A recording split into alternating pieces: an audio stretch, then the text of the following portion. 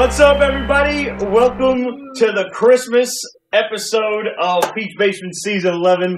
This is our last show for the year, so we're going to go out with a bang. And in order to have a bang, you got to have a shot first. So, kicking off right out of the blue. Merry Christmas, Happy Hanukkah, Happy Kwanzaa, Happy New Year. Happy Festivus. Fuck 2018, it can't leave fast enough. In the ass.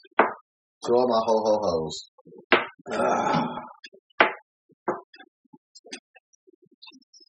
Wait a minute. Where are you going? No, nobody's leaving. We're all in this together. This is a 5-star, 5-alarm family holiday emergency. You alright, cuz? Yeah. Alright.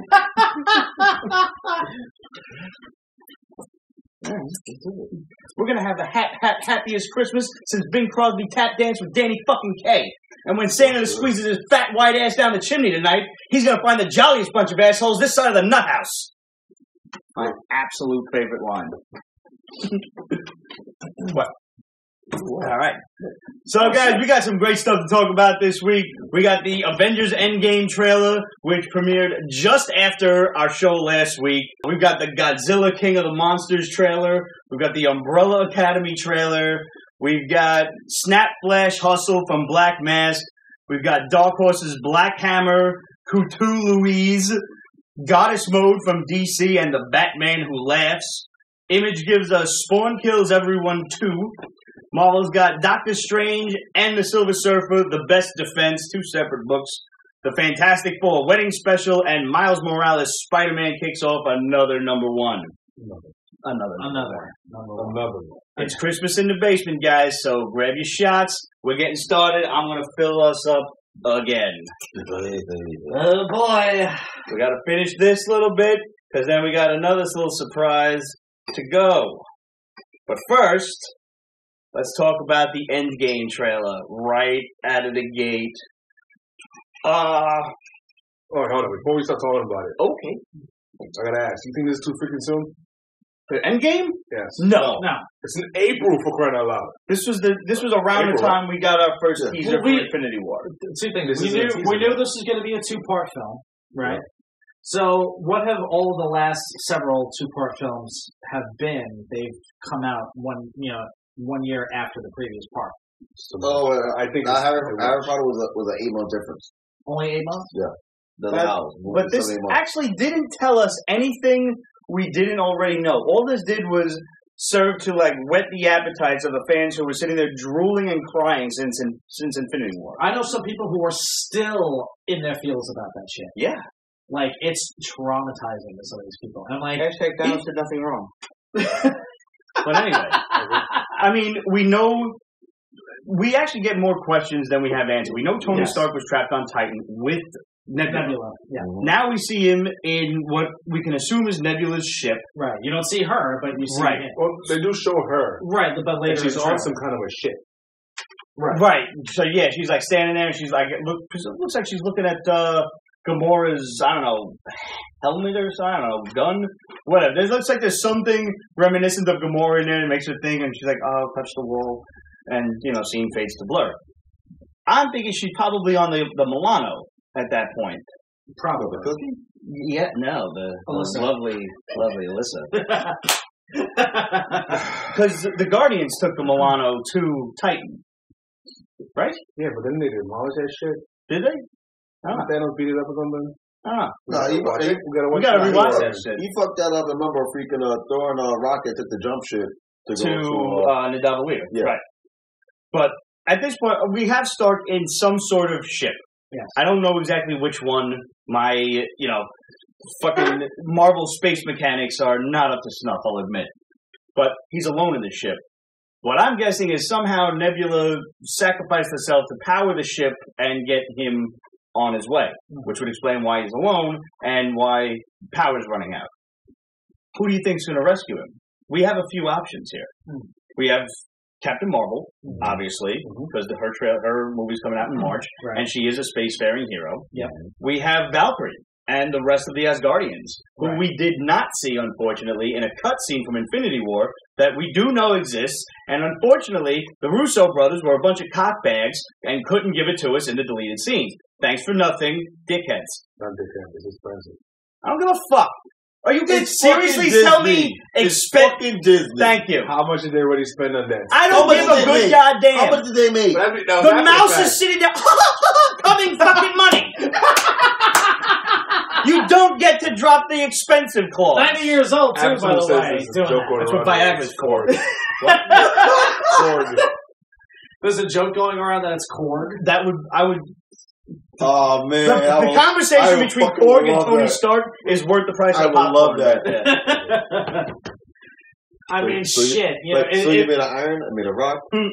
Yeah. Well, exactly. I mean, this is me. We thought he was dead, but he's not. Oh, now actually, we thought you were dead, but you're not. Take that, Ghost. So, the host of the revolution, you want to join? We knew Hawkeye was going to be Ronin. We've been saying that for years. We thought it was going to happen in the last film. We finally get to see it in this film. Presumably, he lost his family and lost his mind. Yeah. Which he looks a little touched in the head when you see him. Because listen, you know, if you're married to Linda Cardellini and you lose her, you're gonna lose your fucking mind. I'd be upset about it. Yeah, I'd be pretty pissed. I had a thing for her since Start them about the fucking microphone. I had a thing for her since she was Velma. This could be Velma. She made Velma hot. Yep. This could be misdirection. That could be Ronin in the past before he became Hawkeye. It could be. In which case, I'm already getting upset. There's a rumor that there's a 5-year time jump somewhere. Don't know where yet. At this point, they're not showing us. That pisses me off because I love the girl from Ant-Man because she's so adorable. But now she's an older girl. She's an older. Right. So she's this close from being stature, which I'm looking forward to. Oh, Cassie. Yes, Cassie Lang. But I was like, that little girl's adorable. It was a nice friend. Yeah, sure. Now, here's some shit that some people might have missed. Because if you didn't really look closely or watch the trailer 17 times like I did, you might have missed it. But when Mark Ruffalo, when Bruce Banner is looking at all the people, you know, the screens of people who are missing, Shuri is in the background of one of them screens. Yeah. So did she get snapped? Did she just disappear after the Battle of Wakanda? Where's Shuri? Shuri's kind of like a fan favorite. You can't lose Shuri. Away. She's probably locked herself away in Wakanda. Could be. Or in a Starbucks. In the comic book. In the comic book, she became more connected with her ancestors. Okay. And she got she became a Black Panther. It's you know. But also something about her ancestors could still speak to her when she's not in that whole dead sleep state. In the comic books. So who knows what they'll do? Which great job of them. The Shuri book is really fucking good. The new one is really good. I like. It's good. They're milking it off the show. Of course. Sure. And the movie, excuse me. And I think she just has too much as like a brother. They put too much into her. But other than that, yes. And at this point, you know, Ant-Man shows up at the end, a little zinger at the end of the trailer. It's like, hey, remember me? I won that van. That's a nice, I mean, it's, you know, That's a nice van. it's a nondescript, if this van's a rockin', don't come a knockin' van. A little Pedophile 2000. Yeah. Well, you know, a little bit free Pokemon, you know, 2018. Whatever.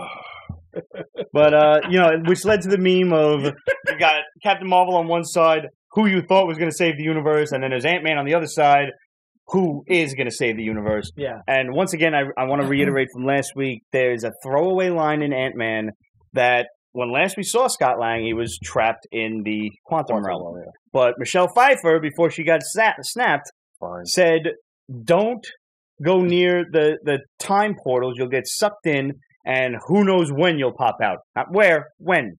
So I'm paraphrasing. I don't think that was the exact line, but you get the idea. Mm-hmm. If you want, go back to the end credit scene of Ant-Man, and you can hear it for yourself. So obviously, Scott's going to... Yeah, you do.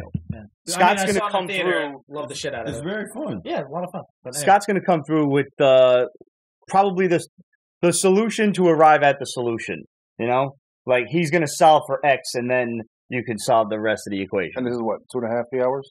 What? It's supposed to be close to 3 hours. Well, and it's 3 hours, so it's 3. I want 4 hours. Give me an intermission like the old days. I don't care. Sure. I'll go refill my popcorn, the butter in the popcorn, and hit the head and come It's back. like the gallon of soda that you drank in the first hour and a half. I don't like to drink soda, man. I'm like a fucking 80-year-old guy when I sit down in the movies. For some reason, I gotta piss right before the movie starts. Yeah, I don't. I'm that annoying ass motherfucker that will climb through the seats. That's why I like to sit on the end. I have my little vice in the movie theater. Number one, I make sure everybody's phone will vibrate silent. I don't want to see your phone. If I see your phone while watching a movie, I have to be there. Like I threw shade to my woman many times. Like the movie's mid flow. She checks her phone like, give her full shade. It can wait. You knew you was coming here. Yep. I hate that shit, especially when the light goes on. And I'm gonna drop that phone in my soda. Try me. Wait, in the soda that you don't drink? Yeah, that's why it's full. It'll definitely fit a phone. Test me. All right. Godzilla trailer? Sexy. Loved it. Loved it. Did you see our boy El Sinestro on Raw Live and Unedited on their Instagram post had the top and bottom shot of the original Godzilla versus King Ghidorah and the new one, and it's almost exactly like the same style shot. That far shot of Godzilla on one side, Ghidorah on the other with the wings open, and that's the shot you see in the trailer. It looks so good. And you see, there's Mothra looking all like weird and mothy, like flying at the screen and shit. Yeah, extra Rodan do it. Yeah, like, the way he was flying. Oh man! I want you to know what that fucking mountain beast bitch What is was. the mountain, and what's that bug thing coming out of the ground? Like you got to refer back to like the Nintendo game where it was kill all the monsters or whatever, fuck up all the monsters. And then maybe you'll have like an idea of what it could be. H says there's two unidentifiable monsters. Yeah, the two was the dude, the whole. But there's like some serious Godzilla hardcore fans that are like, oh, that's that one. Yeah. And apparently, I didn't see it, but someone said there was a King Kong Easter egg in the trailer. Missed it.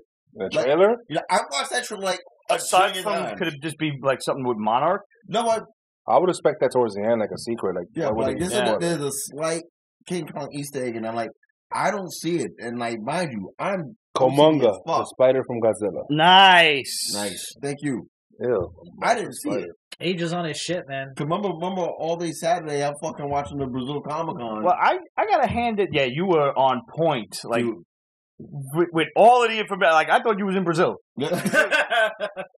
And you just sending us nerd pictures instead of pictures of wonderful Portuguese asses. I wish, but I'm just so. Also in awe. Number one, I realized that yes, Portuguese and Spanish are different, but yet there are very similar. There's very similar dialects. Mm-hmm. It's like in some ways Italian and Spanish. Yes. Similar dialects. You can sort of pick up on some stuff, right? So I'm getting every third word while I'm watching this whole thing live, and I was like, "Oh God, that actually stayed in my brain." They were talking to Tessa Thompson surprised the Brazilian Comic Con and showed them. She can surprise me anytime. Please, Lord. You should watch Westworld. Yeah, I've been hearing. Oh my God! Yes. You should totally watch Westworld. New scene. Multiple. Fair enough. So she went there and surprised them with a little trailer. She surprised them with a big trailer for freaking Men in Black International. And I was like, holy Anguirus. Shit. Ooh. Good job. The mountain becomes Anguirus. Thanks, Age. Cool. Yeah, but I didn't realize I was going to go in hard like that this weekend. So is this like a Men in Black reboot? No. This is just continuing It's Men in on. Black International. It's like the European version of Men in Black. Oh, cool. All right. Which is awesome. I like this idea, yeah. The cast is unbelievable. And are they going to talk in their real voices? Yes. I certainly They hope should. so. Yeah. Like, oh, man. I mean, we already heard Tessa Thompson speak in the British in Ragnarok, but it's always fascinating when what's his name, Hemsworth gets to do it. He's like Australian or something, right? Yeah. Is she Australian or British? No, she's fine. She's here. Is she? She's American. How does she do that accent then? When's Men in Black coming out? Tentatively scheduled for holiday season 2019. Okay. So we got a full year or so. It might get moved up though. Like that, they might want to push it for the summer. So now, what's coming up from Marvel after Endgame? After Endgame, Far From Home. You got Far From Home, and you got fucking Dark Phoenix. Also doesn't count. Yeah, no. I'm gonna win that damn bet with right. From what I'm hearing, Marvel's already getting their hands on it and doing more reshoots, which is like, hey, Dark Phoenix. Yeah, good. Did anybody see Brightburn trailer? Dude! No, that. Oh my God! Joe, this is like evil Superman. Yes, this is all you. Oh really, all you. You should. If you've seen Endgame 17 times, you'll see the 34. Really, this trailer was sent to me and I forgot to watch it. Thanks, Kayla. Sorry, I suck. I forgot to watch the shit. Oh my God, this shit was so fucking like dark and awesome and just like glorious. It's like you think you're watching like fucking Man of Steel, the beginning of that freaking long Sarah McLachlan fucking trailer, and then like it just gets real. No, that's exactly it. It gets real dark, real quick, and like God bless Elizabeth Banks. She's fine too. Yeah, I had to think for her since fucking God knows how long. Zach and Miri make a porno. Automatic. Oh yeah. But even 40-year-old virgin. Automatic. That's true. That's true. Anyway. Just like she I thought it was a movie based on the comic The Cape. That's how dark it is. Really? But I think it's darker than I love The Cape. Yes. Like, oh my God. That movie. I remember reading an issue or two of it. You only need to really read the standalone one shot. Yeah. There's a 4-issue series afterward that kind of says what happens after, but it's unnecessary. It's good. Yeah. Nothing will ever beat the jaw-dropping ending of the one shot. Like, you'll need a forklift to get your mouth off the floor. Really? It's fucking unbelievable. It's absolutely one of the PB top picks, which we haven't talked about in a while, but go on Instagram or Twitter or whatever and search PB top picks, and you can see some of the stuff that we have loved over the years of doing the basement. This is like a very exclusive club. Not everything goes in there. The Clone Saga is like on the other end of the spectrum. Just to let everybody know. Who's seeing Spider-Man this weekend? I'm scheduled to see it Saturday afternoon. I probably won't get to see it until next week. I don't think I'm going to get there until sometime next week. Yeah, same here. Well, two people saw it because I thought it came out today. Mm-hmm. Yeah, and like they loved it. That's right. I heard the commercials are now playing. I'm like, well, what day is it? Yeah, I don't even know anymore. With the distance, switch, and all talent, all the time. Wednesday next week. So you can't see it next week. Yeah. It's just this weekend for some reason. It's just... Yo, man, everybody got shit to do. Mm-hmm. You know? Yep. The holidays are coming. It's a bad time. You should have dropped these movies in the beginning of the month. Yeah. Not this late before Christmas. I'm sorry. All that money. Plus, get it out now because next week it's a wrap. Right. Yeah, Aquaman. Even though you can see it in some places already. Yeah. Yes. AMC's doing some shit. And if you had I don't know if it was an Amazon card or an Amex card or something. If you had some sort of special privileges, you could see Aquaman this weekend. Yeah. I was able to, but I was busy this weekend, so I can't. Unfortunately. Shout out to freaking Jason Momoa for the fucking haka fucking dance at the premiere last night. That shit. That was big. Woo! That shit was fucking awesome. I am very much looking forward to Aquaman. I think it's going to be. And you know what else give props on that same video? Shout out to the little girl in the back row who was doing the pure haka dance, beating her chest, getting it fucking in. That was a girl? There was a little girl in the last row. Those were his kids? Yeah, I know. One of his kids was there. Yeah, that was his daughter in the back? That's cute. Once again, Lisa Bonet. Thank you. According to Kate, the haka was the sexiest thing I have ever seen. Okay. You know, yeah, I agree. Was it the dance or was it Jason Momoa doing the dance? Everybody doing it. It was a column B for her. I'm sure. It was like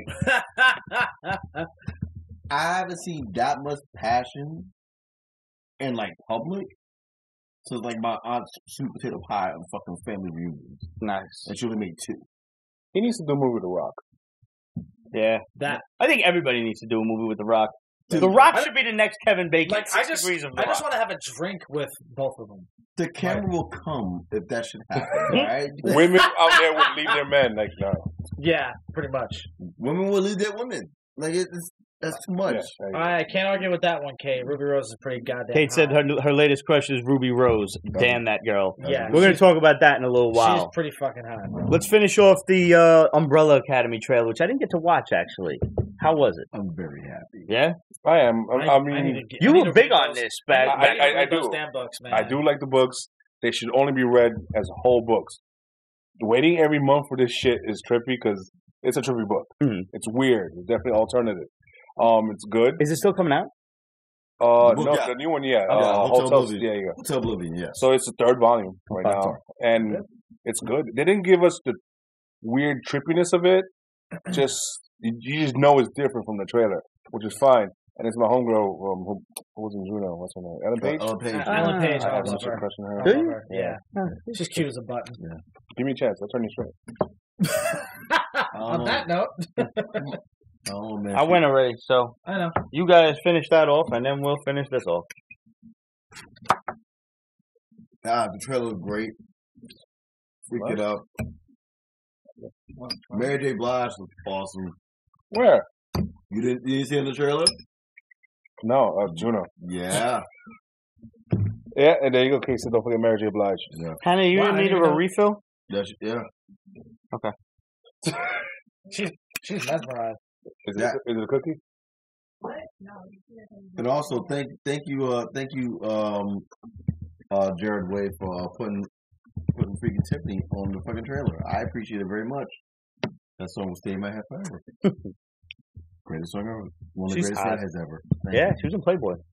No kidding. That's Yeah. right. That's right. I forgot. Oh, damn. I think I'm high. It's back in there. It's pox the way. It's not in there somewhere. Nah, not yet. It's just still got to digest. All right. Before I got here, though.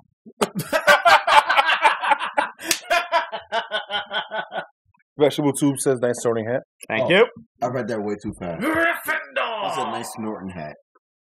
That's Snorting hat. Why not? Yeah, I mean, given all of the cocaine jokes from Let last it week- snow, let it snow, let it snow. more like let it blow, let it blow, let it blow. That works. Oh my god. Immediately. No, that means Yes. you have to count it yourself. Yes. More work for you. Have a holly jolly Christmas. It's the best time of the year. I don't know if there'll be snow, but there probably will be. And we'll all have a cheer. No? All right, let's talk Elseworlds. Never mind. Like what? Elseworlds.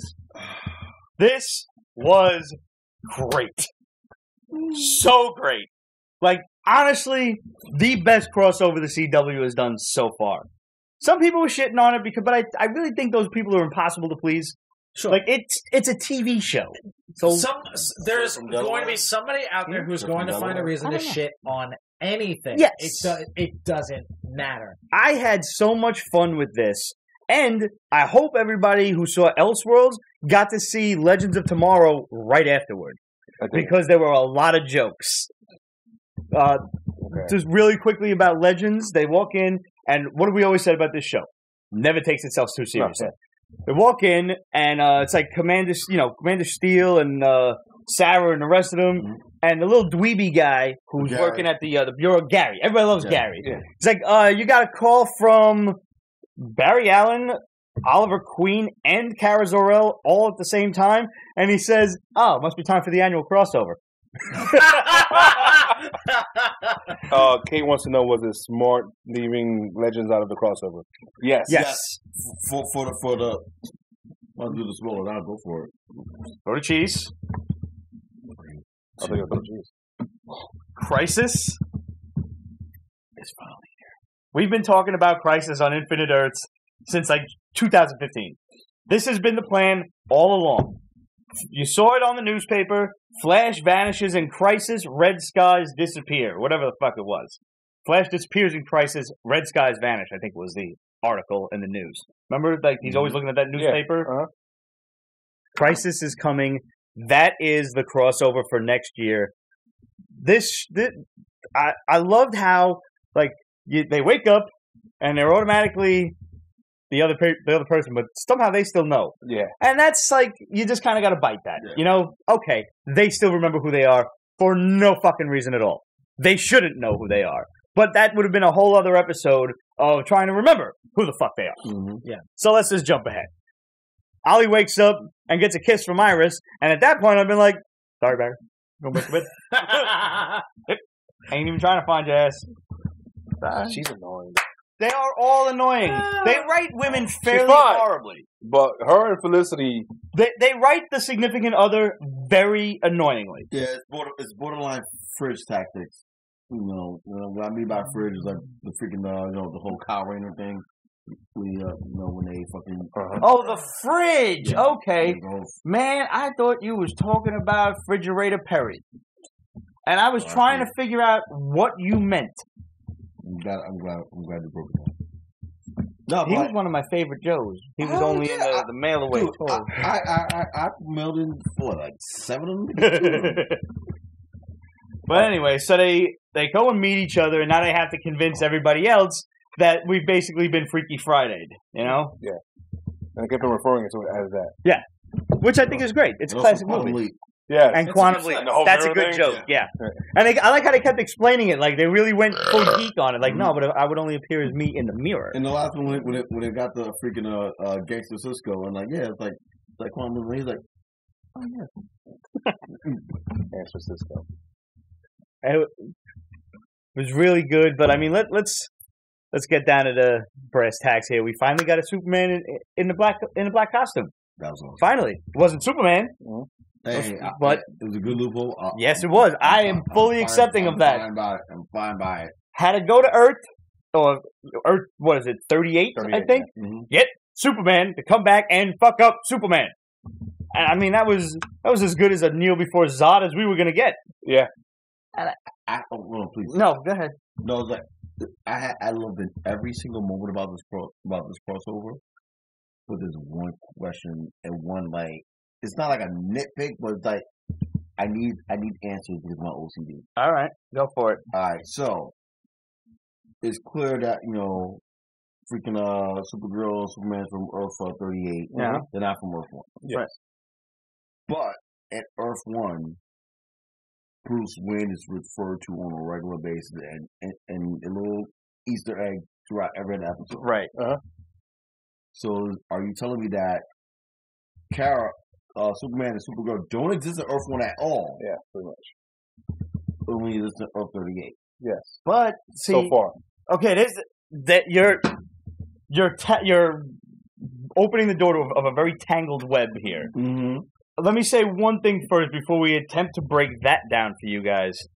I forget the woman's name. She's got a fun name, but Lois Lane. Oh, Bitsy Tulloch. Bitsy, yeah. What was that? What's her last name? Tulloch. Tulloch. Oh my God! They could not have picked a better Lois Lane. This woman channeled her inner Margot Kidder at every turn. Oh, you should watch Grimdark. Yeah? Yeah. I mean, she looked like her. She looked the part. And seeing the two of them together, I felt like a little kid watching Christopher Reeves and in the old Superman. It was great. He needs the spit curl. That's like the only thing missing from him. No. Come on, you do. That's you. Fuck that like, shit. Oh, that shit is tradition. Fuck tradition. No. When the 2000s and whatever, the 2000 teens or the iPhone first called. We're in the fucking 2000, whatever it is now. My hair still spit curls. I have no choice in the matter. Well, they do. Anyway, so as Greg was saying, on Earth 1, Flash and Ollie's Earth, the Arrowverse Earth, Batman exists. They spoke about Batman. Gotham City exists. That's where Ruby Rose is from, Batwoman. And they go to Gotham City. And they find out that both Batman and Bruce Wayne left Gotham around the same time. And that seems to have a bit reminiscence of the Nolanverse. Right. Could be, like, because remember, he left at the end of, Dark Knight. And left his cousin in charge. And I liked her. I thought it could have been a little bit better. When they're like, and who are you? And she's like, KK. What? I had to turn on the subtitles. Really? I know who she is, but I heard her. Mom don't. She's watching it too. Like, who is she? Kane. Listen, Kane. All right, I'll just turn on the fucking subtitles for you. I don't know, like, Kate Kane. That's all she had to say. Slow it down a bit. That's all. But I thought she did good. The choreography was really good. Yeah. I had a lot of fun with that. She definitely kicked some ass. I liked the interaction between her and Supergirl. That was awesome. It's like, wherever he is, I think your cousin's really proud of you. And he's like, actually, Hey, Wi-Fi password. That was a great joke. Alfred. That was great. Also, like, I love the nice little, like, homage, World's Finest. Yes. That was nice. Awesome. I was like, ha ha ha! She said it. A little flirting. Oh. In case you don't know, she's a lesbian. Yes. Mm-hmm. Oh, she wanted to tap. I can't wait for her to meet Tyler, yes, her sister. Well, Alex. No, from Legends of Tomorrow. Oh, Sarah. Yes. Oh, that'll be interesting. I'm not going to say what's in my head right now. I'm just going to leave it alone. Oh, no. Share with the comments. Honestly, I think Supergirl's sister's way hotter than Sarah. Who? Sarah can kick ass, but I mean, Tyler Lee is ridiculously cute. Charlie. Since what was it? Was it Not Another Teen Movie? Not a teen movie. She's hotter. She's a redhead, so you're but not biased. So far, who's slept around the most? Oh yeah, no. Sarah's had her fun, without question. Red Lord is right. The spirit curl is necessary for identities. Mm-hmm. Yep. But you want it for nostalgia reasons. I do. So whatever. Yeah, I do. You're right, Relic. He's wrong. I'm just saying. But now, speaking of lesbians, let's bring up Supergirl's sister. No, I'm saying that he brought it up. Supergirl's sister exists on Earth 1 because she was there when when the evil doctor rewrote the timeline for the second time. So was a couple of people from Legends of Tomorrow. Yes, Gary. Yeah. Gary. So did Kara land somewhere? Is she there or not? And for that matter, who's that other Russian Kara that we keep seeing running around in Supergirl that we've had a few cameos from? Is that going to be some Red Sun shit? That's what I thought right away. But now with this fucking, with this wrench that I saw this week of Elseworlds, I was like, all right. Because, when she started talking about her cousin, that blew my mind up. I'm like, wait a minute. Are we admitting that they are in Earth 1, or we're saying that they're not in Earth 1, but because Crisis is coming. Yeah, exactly. That will. Doesn't matter because it's all going to be the same. Right. And mind you, don't forget, Earth 38, Black Lightning exists in Earth 38 because is it 38 or is it the whatever universe that freaking Supergirl's from? The thing's Earth 38. Yeah. No, I thought he was on a totally different. No. They mentioned Supergirl to the T. I remember. I think it was in a Black Lightning episode. Yes. Oh, should I miss that? Vegetable Soup said Russian Supergirl's a carryover from last season. Oh, I vaguely remember that, but I dropped that shit. And Elseworlds, while I enjoyed it, does not make me want to get back onto the series at all. Those 3 series, shows, because it still have the same annoying things: stupid intros, same repetitive problems. Why doesn't Ollie just tell Felicity the damn truth? How many seasons has it been now, and he's just hiding shit from her? Because he's a dude, and dudes are simple as fuck. Well, at this point, Felicity might just shoot him in the foot.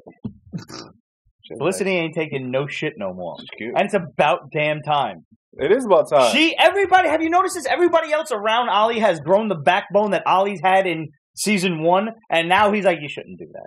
It's called. And then, what's his name? Flash saying you built this city? I almost wanted to gag. No, you love that shit. I know it. But me... Ramon, are you kidding me? So you're trying to tell me that you did not enjoy the fact that freaking Grant Gustin was doing the fucking Arrow fucking intro? No. I hate the intros. No. They're a waste of time. But I mean, if I'm watching episode 6, why are you giving me a recap of the last shit? He's like, what? My name is Barry. I'm like, oh. And I'm the Green Arrow. I'm like, oh shit. And what'd you think of Amazo? Amazo was nice. That was awesome. I was surprised. Like, stop playing and put some money into this. Yeah? I'm really glad it didn't look like comic book Amazo, because that would have been comic book Amazo was very dated. Yeah. The whole green wrestling tights thing. Nice. Yeah. Talk about that. No, we don't have to talk about that. Please God, no. Please God, no. So she's great. The culmination of all of this, if everybody was waiting for a battle with the Monitor, didn't happen.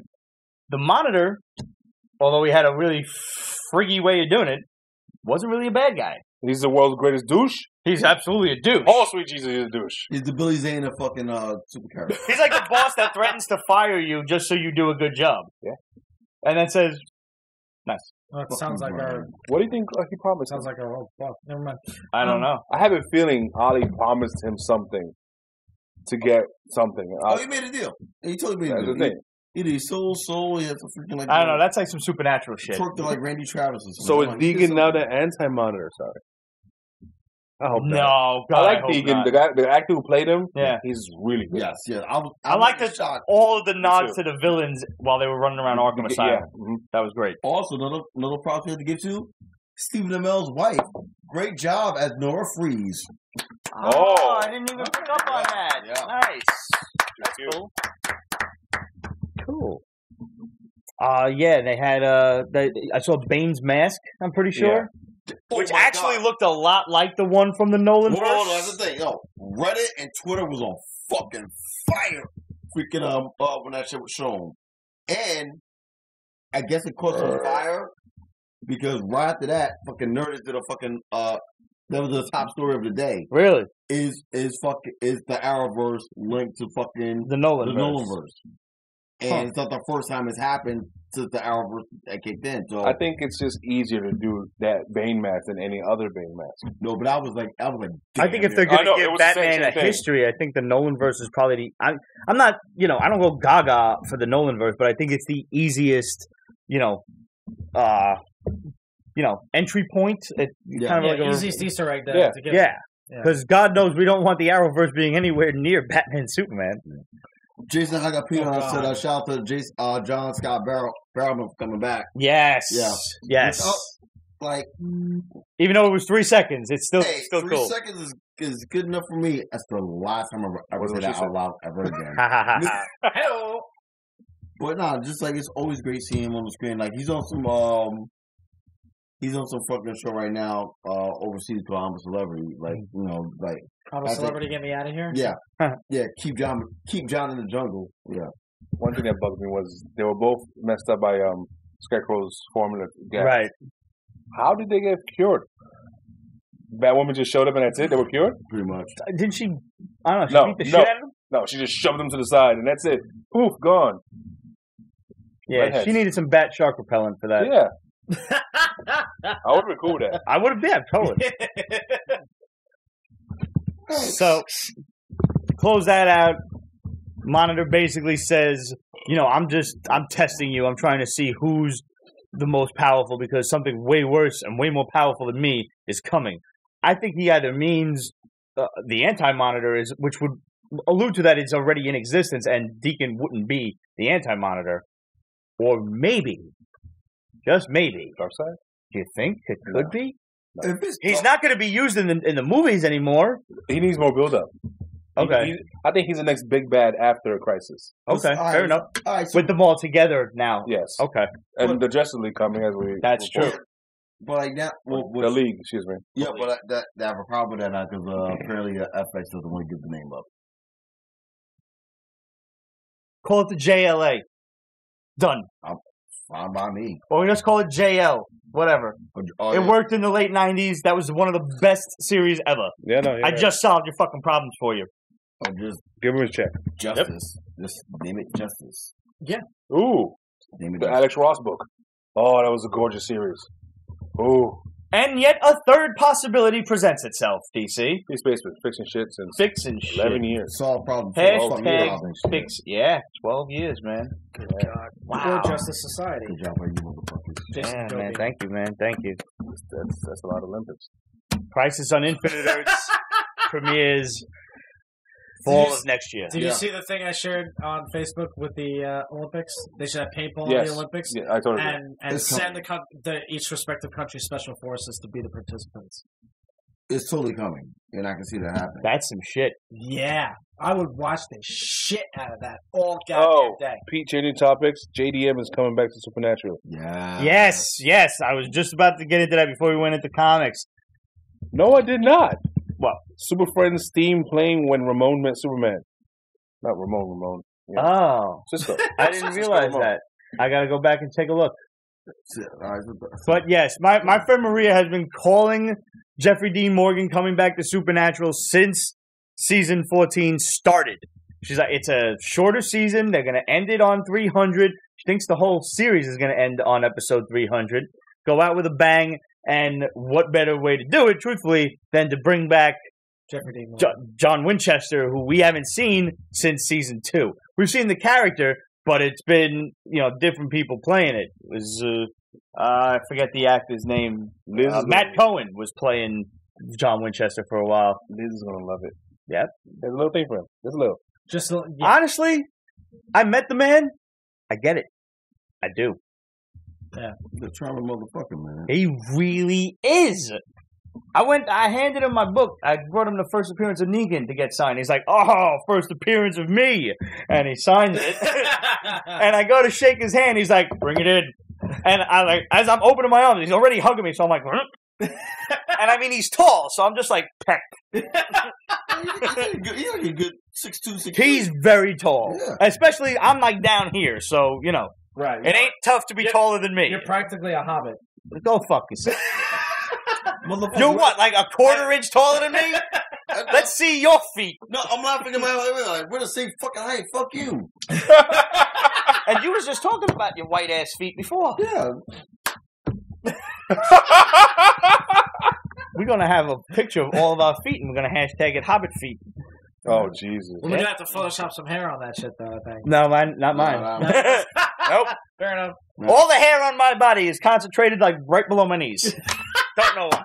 Same. It's like some weird mutation. So it's like TMI. 1975 down there? Yo, it's I'm ridiculous. lucky I can grow this shit on my face. Let me tell you. It is like 10 years worth of growth. Pineapple. It's after...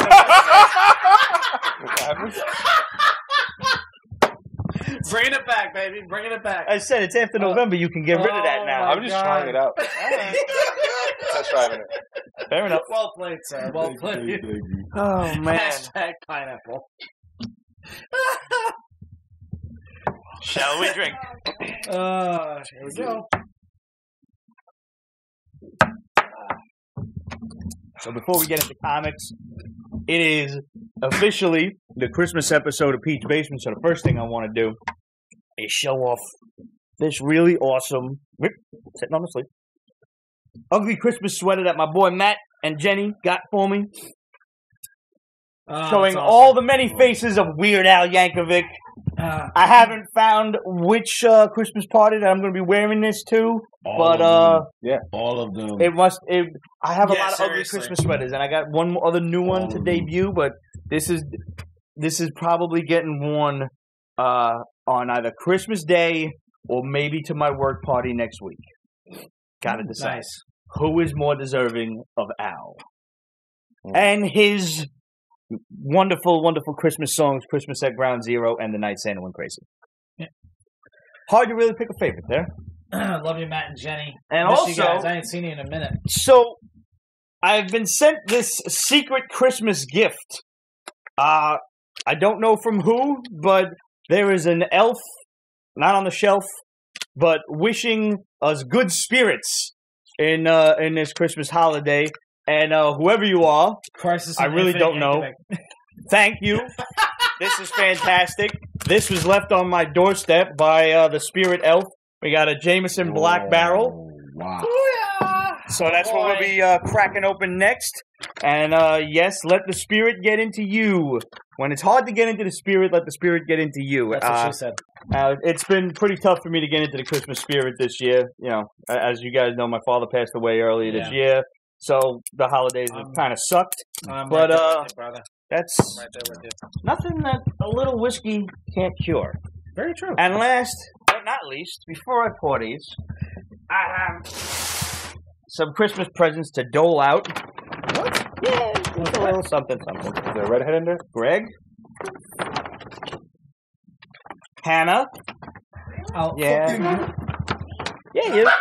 I love the label. Fucking Hans Gruber. Fucking Hans Gruber. Cheese. I don't want to open it. And Ramon.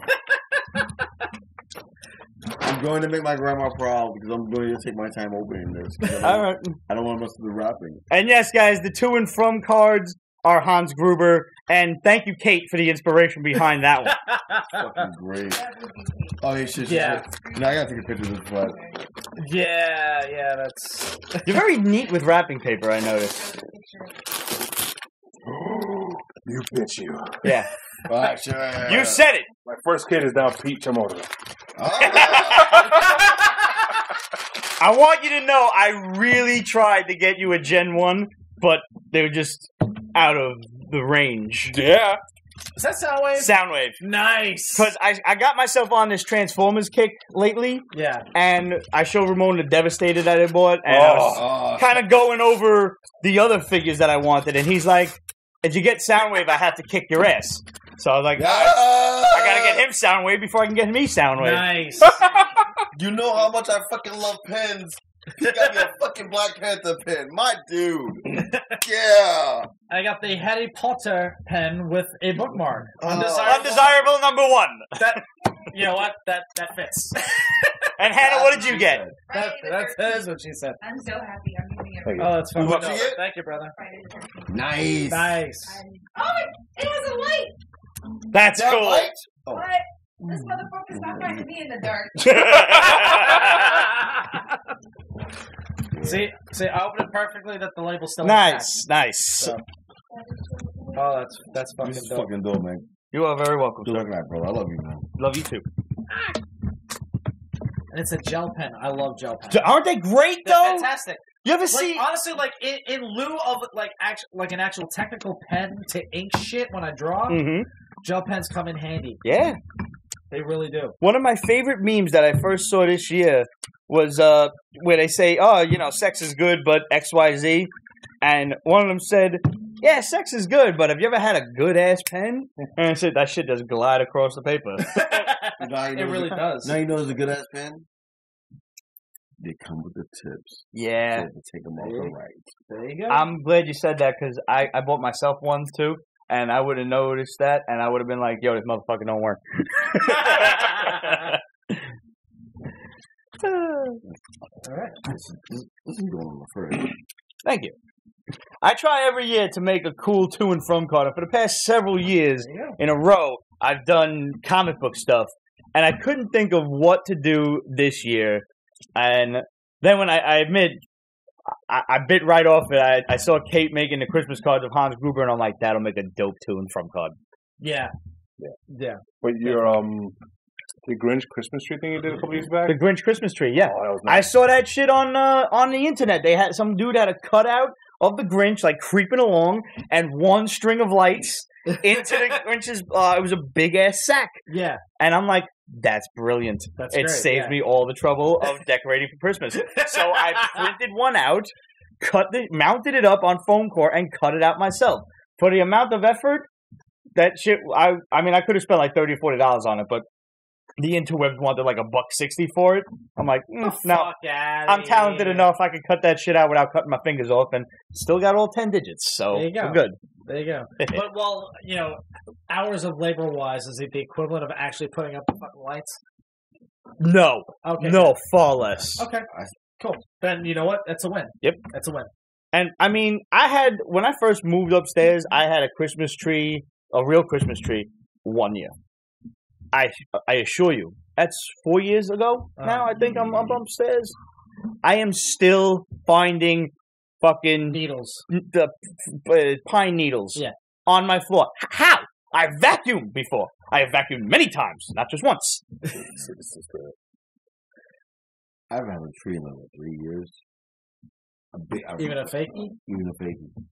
Kind of annoying, man. Now, I wanted to get a fake one this year, but Get an inflatable one. Honestly, what an idea.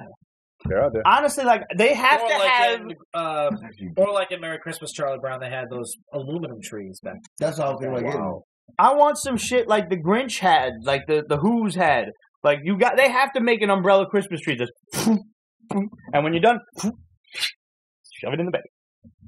You know the scene I'm talking about. They're getting there. I mean, I haven't bought like a tree like that in quite some time, but the tree that my folks and I use comes in 3 pots and it opens up like an umbrella. It's it's still a pain in the ass, but they're getting there with the technology. Black Christmas trees. Have you seen it? No. Yes. It was on the news a while ago. Like, Yeah, what the they're hell? goth as fuck. I mean, what? All black Christmas trees. Yeah, Supposedly it makes the decorations pop more. I really like the white Christmas trees because a lot of Those are people cool. decorate them in blue lights, yeah. and I like blue a lot. Or red lights. But conversely, completely, the decorations don't show up. Like, it's hard to see the Christmas ornaments on a tree like that. So, Yeah. interesting that I wonder if the exact opposite kind of tree would have the opposite effect. But I've never seen a I black think Christmas that's tree. the contention. It's just a popular recent thing. So Interesting. you say that the black tree makes sure everything else is seen. Apparently. Okay. So, let's just go I know. around the table real quick. What was like your one major Christmas wish list that, let's say, was never fulfilled? Shit. What did you want for Christmas that Santa never managed to bring? I gotta think about this one. God damn. All right, I got it. It came right away. I wanted the G.I. Joe fucking battleship, Yeah, everybody did. That's a good one. and I got fucking shipwreck. Not shipwreck. I got what was it, deep dive? Deep Six Deep six. I got Yeah. deep six in the fucking and the shark. in the shark ship. I'm like, you motherfucker! Like, Kate said a Snoopy snow cone machine. Finally got one as an adult. Nice. you know what? All right. That's a compliment. That's a compliment. What about you, Pete? The first one that came to mind was I wanted to get the original Cat's Lair playset. Ooh. That was a good one. I never had that. Ooh. I got the miniature one. What's up, working class? I didn't even know there was a miniature one. Yeah, there was a miniature one and miniature Thunder. Now they got me the full set of miniature Thundercats, but it still just wasn't the same. It was just this one little. It was cool, but I mean, I did manage to get the Thunder Tank. Like a lot of Thunder the Tank time, is still a dope vehicle. yeah, like my folks, they didn't really have the ton of money to spend on big ass toys like that, so I get it. And thankfully, I never got into G.I. Joe when I was a kid. 'Cause that was, It's a dangerous gamble. yeah. So I wanted to Thunder Tank. Yeah? Nah, Alright, I'll keep that in mind for next year.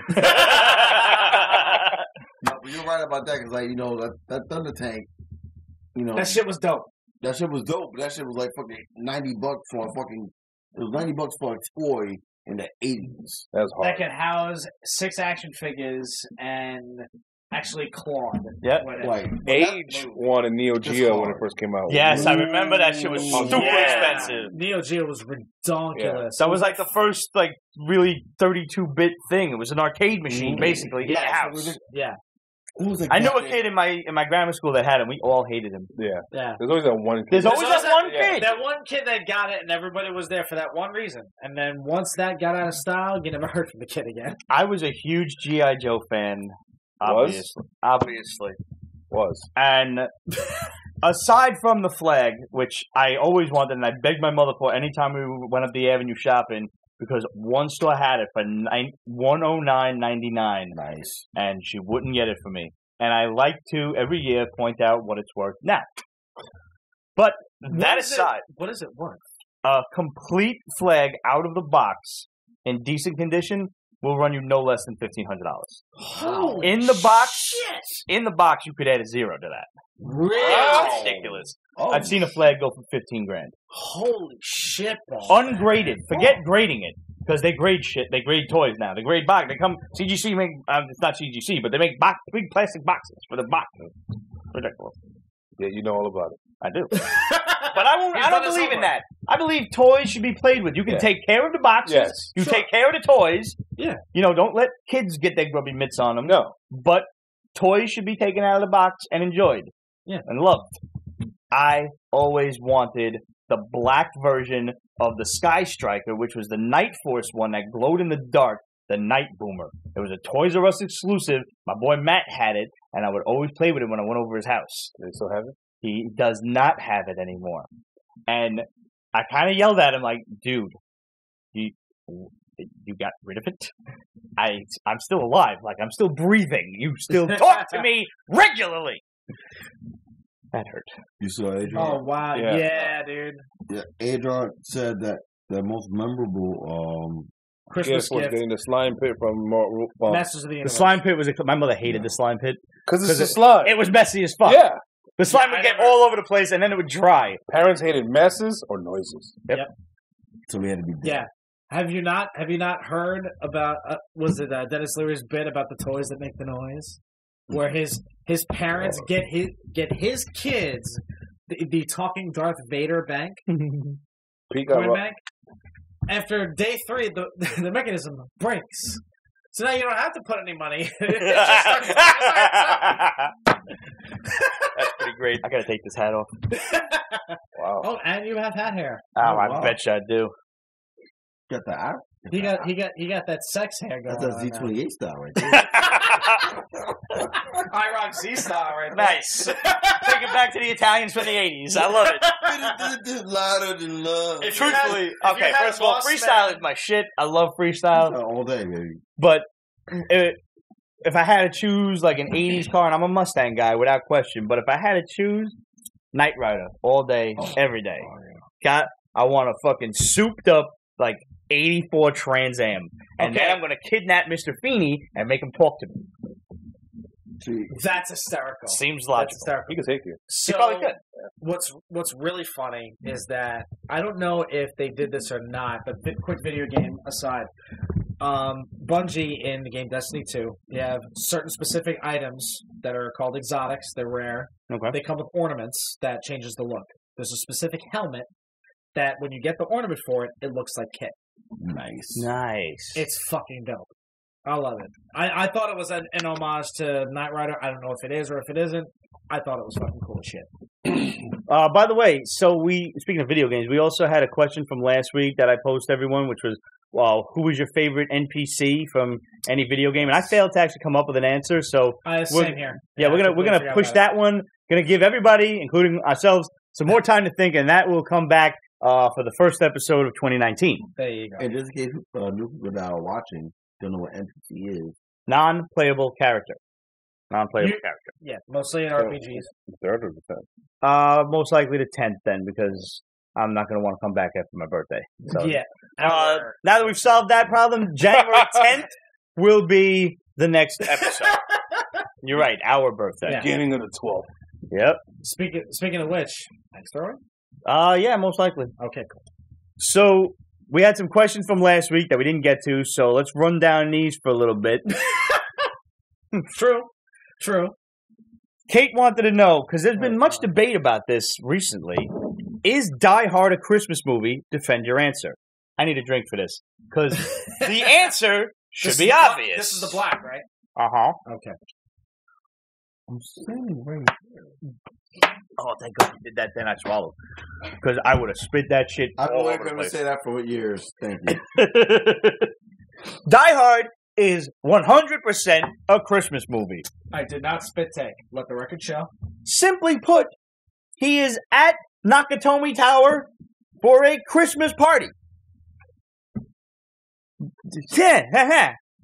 There are Santa references left and right. He sends the dead terrorist down with a sweater that reads, "Now I have a machine gun, ho, ho, ho." He could have just wrote, "Now I have a machine gun." Fuck all you assholes. No, he wrote, "Ho, ho, ho," because that's his Christmas present. They gave him the machine gun. Get it? When was it released? 1984? No, month. I don't know the release date, actually. No, Hey. Let's find out. no, I got it. that should not matter. It should, but I'm going to find out anyway. It should not matter because of the time frame in the movie itself. Right. He says to one of them, like, you see him? He's a jolly old fat guy. Whatever. I forget what the fuck What reference month, was. Kate? Die Hard came out in 1988. Carrie said that. Okay, it was 88. Thank you. Yeah, it gotta be like I think it was actually like a kick of the fucking like the summer blockbusters.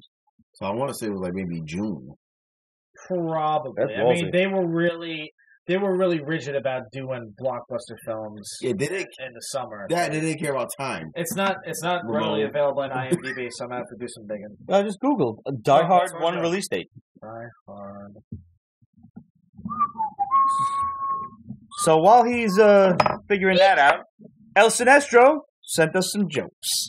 Nice. Oh, Jesus. What, dad jokes or? These are dad jokes. Oh, I'm off. And El Sinestro is a great dad. He's a toy collector, so you know his kids are just living it up. Shout out to you, El Sinestro. It's been a minute, bro. We'll shoot to you next when we pour our next one, sir. How does it? Maybe we won't after these jokes are done. July 15th, 1988. July 15th. So Okay, so that's the contention. It's Yeah. people are saying it's not a Christmas movie because it came out in summer.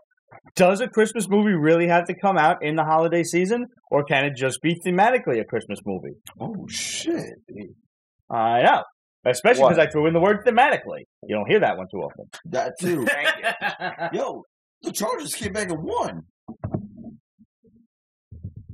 Damn. Foosball is the devil. You and your foosball. Yo, What's the final score? I'm going to find out, but the Chiefs defense is about Everything the devil to you, mama. I like foosball, and I like Janie, and I like she showed me her boobies, and I like them too. Best line of that film. So El Sinestro said, "How does a penguin build its house? He Very glues carefully? it together. Ah. He glues it together. Why don't skeletons ever go trick-or-treating?" Why? This is a really great one. Because they have nobody to go with. Ah. And last but not least, oh man, this is well he's Hispanic, so he can say this joke. What do you call a Mexican who has lost his car? Carlos. Carlos. Carlos.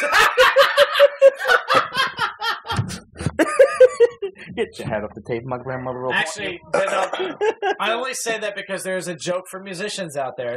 It goes, what do you call a drummer with no girlfriend? Homeless. Wow. Yeah. Ah, I get it. I'm like, wait, what? Well played. Yeah. Sinestro also said, what's up, fellas? Early viewing of Avengers 4 or Star Wars Episode 9. Which would you choose? I'll take Avengers 4. Avengers 4. Especially at this point in time. Yeah. Yeah. Ramon, you look like you're The debating. last one wasn't that bad. No, I think I like that's Episode 8. Star Wars. You think so? To finish this trilogy off and know where the hell it stands? Yeah, but you're not going to know where it stands. It's going to go to episode 10, 11, 12, Nah, 17. supposedly this is a trilogy that And solves the whole Skywalker No. storyline. No. They haven't solved shit in 2 fucking films. Oh, that kill people off. That's a solution. Yeah. Yeah. That's not a solution. That's an easy So way that's out. the Punisher. Ooh. One last hurrah. Fundamentally, you're correct. However, in the scope of Star Wars, killing off the old cast members doesn't solve a goddamn fucking thing. All you're doing is removing the old guard. Exactly, and a lot of people are pissed off about that. And since you And brought it up, rightly so, Punisher is because coming. everybody, with the exception of Rey, is worth keeping. Is not worth keeping. Yeah, I agree. Yeah.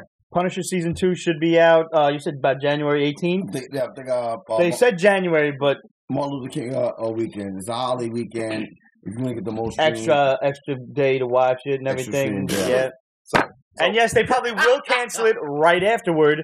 But don't worry. What was the contract that Marvel can't use it for 2 years after they've Yeah, so That's great, right? That's so, great. So basically, when the Marvel deal ends on with Netflix. Netflix on New Year's Day. They have like a 2-year clause that they can't touch the characters. Yeah. So basically, you're thinking about minimum Holiday 2020. either holiday 2020 or Disney being the conglomerate of money they are. He's gonna Throw money at them. They will find a loophole financially to probably have the first thing come out fall 2020. Okay. I'm with that. Fall 2020. Yeah. So basically, I'm alright with that. So basically, and it kind of makes sense right now if you think about the whole the end game of everything. Agents of S.H.I.E.L.D. comes back when? Next fall. Next summer. No, Late summer. Yeah, June, July. After Infinity War. Yeah, or whatever. Endgame rather. Endgame. Yeah. after Endgame. So you're giving You're giving freaking a bridge television-wise of you have Runaways coming next week. Shit, I need to catch up. I just hate Hulu. So you have Runaways coming next week, which already established they're in the exact same timeline as everything else. Okay. Freaking Captain Marvel March. Endgame April. Far From Home 4th of July weekend. Unless they say fucking just move it the Memorial weekend. Because they own everything. That's right. It also gives Disney time to find international streaming partners because Hulu's not available in Europe yet. Exactly. Now, there's been some contention as to, are they really going to go to Hulu? We said before they can't say it yet, and now with contracts they especially can't say it because they'll probably get sued for having plans for the characters publicly. You can have plans, but don't say shit. That's kind of like rubbing it in their faces. Right. Don't say shit. Yeah. Now, people have asked, well, what? Maybe Disney will make their own another streaming service, like for all Marvel stuff. I don't think that's going to happen simply because Disney has a majority share in Hulu. They don't own Hulu outright. Just a chunk of it. The fact that they don't own it, if they owned it, they could just absorb Hulu into whatever other streaming service they have. They're doing like 47% or something like that. I thought it was like a majority. I think it's like 60 something. Fox and them own like 30 each.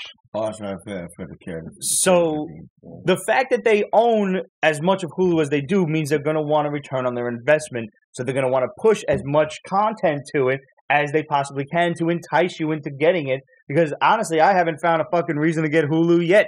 But that'll be a damn good reason. So there you go. I still haven't spent a dime on Netflix, but I would probably spend a dime on Hulu if that were to happen. Here's a great question. Still on El Sinestro's. One last hurrah. Indiana Jones or Rocky Balboa? What do you mean? Rocky. Like the characters, the movie series, or what? I'm sure the characters with the original actor. I think we had a great send-off for Rocky, so I'm going to go with Indy. Yeah. I think so. I've grown... Wait, she's afraid. I didn't see Creed 2 yet. No, I didn't see that one. I'm talking about Rocky Balboa. Okay. I love that movie. I need to watch the Creed films, but... You didn't see part 1 yet? Wow. You're missing out. No, I know. Jesus. I know. But I grew up with Indiana Jones, so... And especially after the Crystal Skull. I have yet to see that. Yeah, don't bother. Yeah. It's crap. It's absolute crap. I know it's crap. But pure ass. But for pure nostalgia, childhood purposes, I mean, I'm getting the Star Wars, and I'm mostly disappointed. So a last hurrah for Indy. Sign me the fuck up. And last question from Sinestro. Back to the Future or Ghostbusters? If you had to choose one to get a reboot. Ghostbusters. Whoa, reboot? A reboot. Ghostbusters. Oh, not a sequel. Ghostbusters. I think we could reboot Ghostbusters at this point. Please, please reboot Ghostbusters. Although, let's think about this for a second. A Back to the Future reboot, going back to the 80s,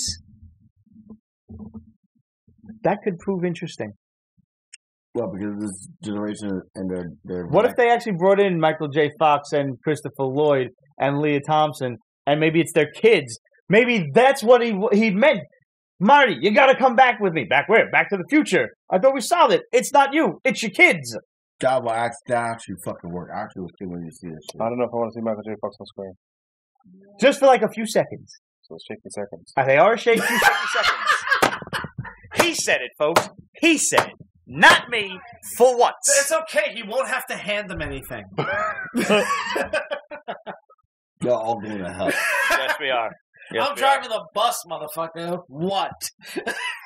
Relic Lord said, will you ever get an actual round table? Sometimes you have enough guests for one. You can say that again. Then you could have Roger play with angles and maybe a fancy setup that circles the table from above. No, simply because the ceiling is just like very loosely placed 100-year-old tiles. It cannot handle any sort of tracking for a camera or anything like that. Asbestos and lead. And I'll never get a round table for the simple fact that Marty shakes at 88 miles an hour. Oh my God! Who said that? Vegetable tube. Fuck! Oh, we're getting a letter. God, that's so cold. It's fucking great. But that is so cold. I hate everybody. I love you all. Actually, it would say he should say he stops shaking at 88 miles an hour. But anyway, The problem with a round table is in order to get the proper circumference to actually house all of the ridiculous guests we get sometimes, it would extend too far out into the camera's viewpoint. I like the whole tagging in and out thing we did. I like tagging in and out. It's good. taking it, that was fun. And eventually we'll clean out that area so we have sitting areas. Yeah. Sure. Eventually, what we could do is get tag team belts, Peach Basement Championship belts. That would be great, actually. And then somebody comes in and clotheslines somebody, and that's how they get tagged. No, I've gone too Not far. this floor. I've gone too far. That Give might the NWO. that might break this table. Like somebody would have to get slammed into the Beats in the table. process of breaking the table. Yeah. Losing a sword. Here's an interesting Yeah. question. Go for it. Do you ever keep dream journals? I have some very vivid dreams when I wake up, I think that would make a great comic book series. But then they're so few and far between, and I never get to write them down. Mine fade way too quickly. I would wake up and be like, "Yo, that was fucked up," and then they're gone. I don't remember my dreams. Unless I really messed up. But Maybe if I had a pen my- and paper my right most by my recent- bed. Yeah, my most recent vivid dreams, unfortunately, have been about an ex who will not be named. Right So- here. I'm cool. Doomed Comics wants to know, anybody know why Richie did Bobby Lupo? Ooh. oh, what? Come on. Trick Marshall. I went the wrong on this. I got Fellas? You never saw it, did you? What? Goodfellas? You never Yeah, saw I it? saw it. I don't remember I that. don't remember part from everything. Goodfellas. Pretty It's sure been a that's really Goodfellas. long time since I last saw it, though. That's when I first realized that. Oh shit, Lauren Brockovich. I'm almost certain that's Lorraine Goodfellas. Brockovich can get it. Like she can fucking. Oh, hell get it. yeah. Oh, hell yeah. Like, she can Hell still yeah. get it now. She can have it. Sure. Like Sure. she's on the PPL. You know. Sorry. That's all right. No. We have to update PPL, actually. We haven't in a while. Yeah. The Platinum Panani list. Yeah. And Absolute said, what is the best movie trilogy? Oh, sweet Jesus. And the best film out of that trilogy? I said El Mariachi and freaking Desperado. Oh. Interesting. What's the third one? Once upon a time in Mexico. Ah, okay. That I did. That's the one. I don't think I saw that one. Oh wow. Wow. You included the Nolan trilogy in that? Yes. It beats it by this much. Oh, listen. The Godfather trilogy. The third one was... hang on. Yeah, No, you- hang on. No. The third one loses out. The Exactly, Godfather exactly, trilogy shares the exactly. same status as the Nolan Batman trilogy because the third film was basura. Yeah. I gotta go with Lord of the Rings. Yes. No. Yes. No. Wait, talking about regular or Abso-fucking-lutely. extended? Because extended is better. Extended, of course. Okay. Who still watches the regular version? No, man, because like Red, get on that, man! God damn it! he still hasn't watched it yet. No! Dude, it's like As for picking the best It's a film sick of weekend. them, like listen, beautiful, do Lord of the Rings and then go back to Hobbit. I gotta go with the first one. I gotta go with Fellowship? Yeah. No, the Two Honestly, Towers. I've watched Lord of the Rings. Better I've action. seen Two the Hobbit Towers films. is really good. The Hobbit films are fun. Lord of the Rings. But still I beats it out I hands can't down. get past that "You shall not pass" scene. I always wind up like looking for that. The whole journey through Moria was just.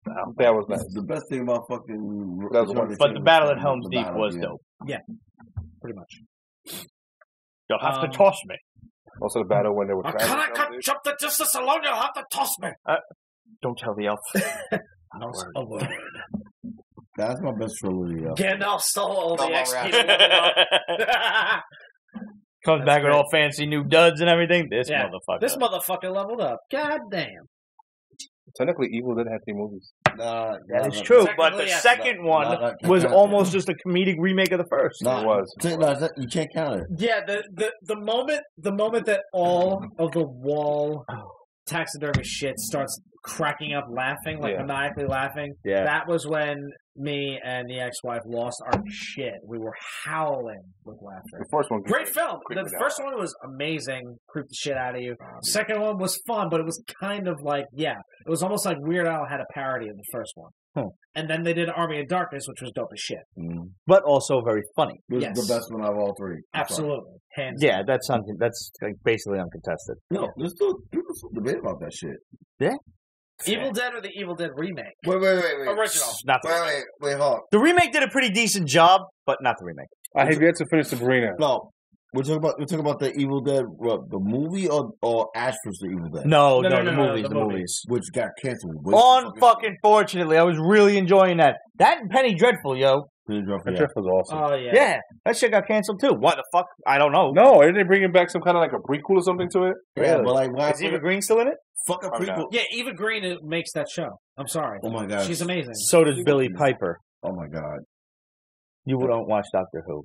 No, he should. Oh, New Year's episode this year instead of freaking the traditional Christmas episode. It's a New Year's Day episode. Oh, interesting. Yeah. I have to catch up. I did not watch the Capaldi series. Like I mean, granted, I love Jodie Whittaker right now as the new Doctor. Peter Capaldi is my doctor. Really, dude? Over Tennant? Yes. Really? You know why? No. Because he's a dick, and he doesn't know that he's a dick until fucking Clara. Sorry. Thank you. I did not know Penny Dreadful continued as a comic. It's not quite the same. It's not Eva Green. Sorry. Yeah, very true. What do we think of Jodie Whittaker? I really gotta catch up. I want to see the new shit. I don't so much care about the Capaldi series, but my OCD prevents me from watching the new one before I catch up. I gotta get caught up then.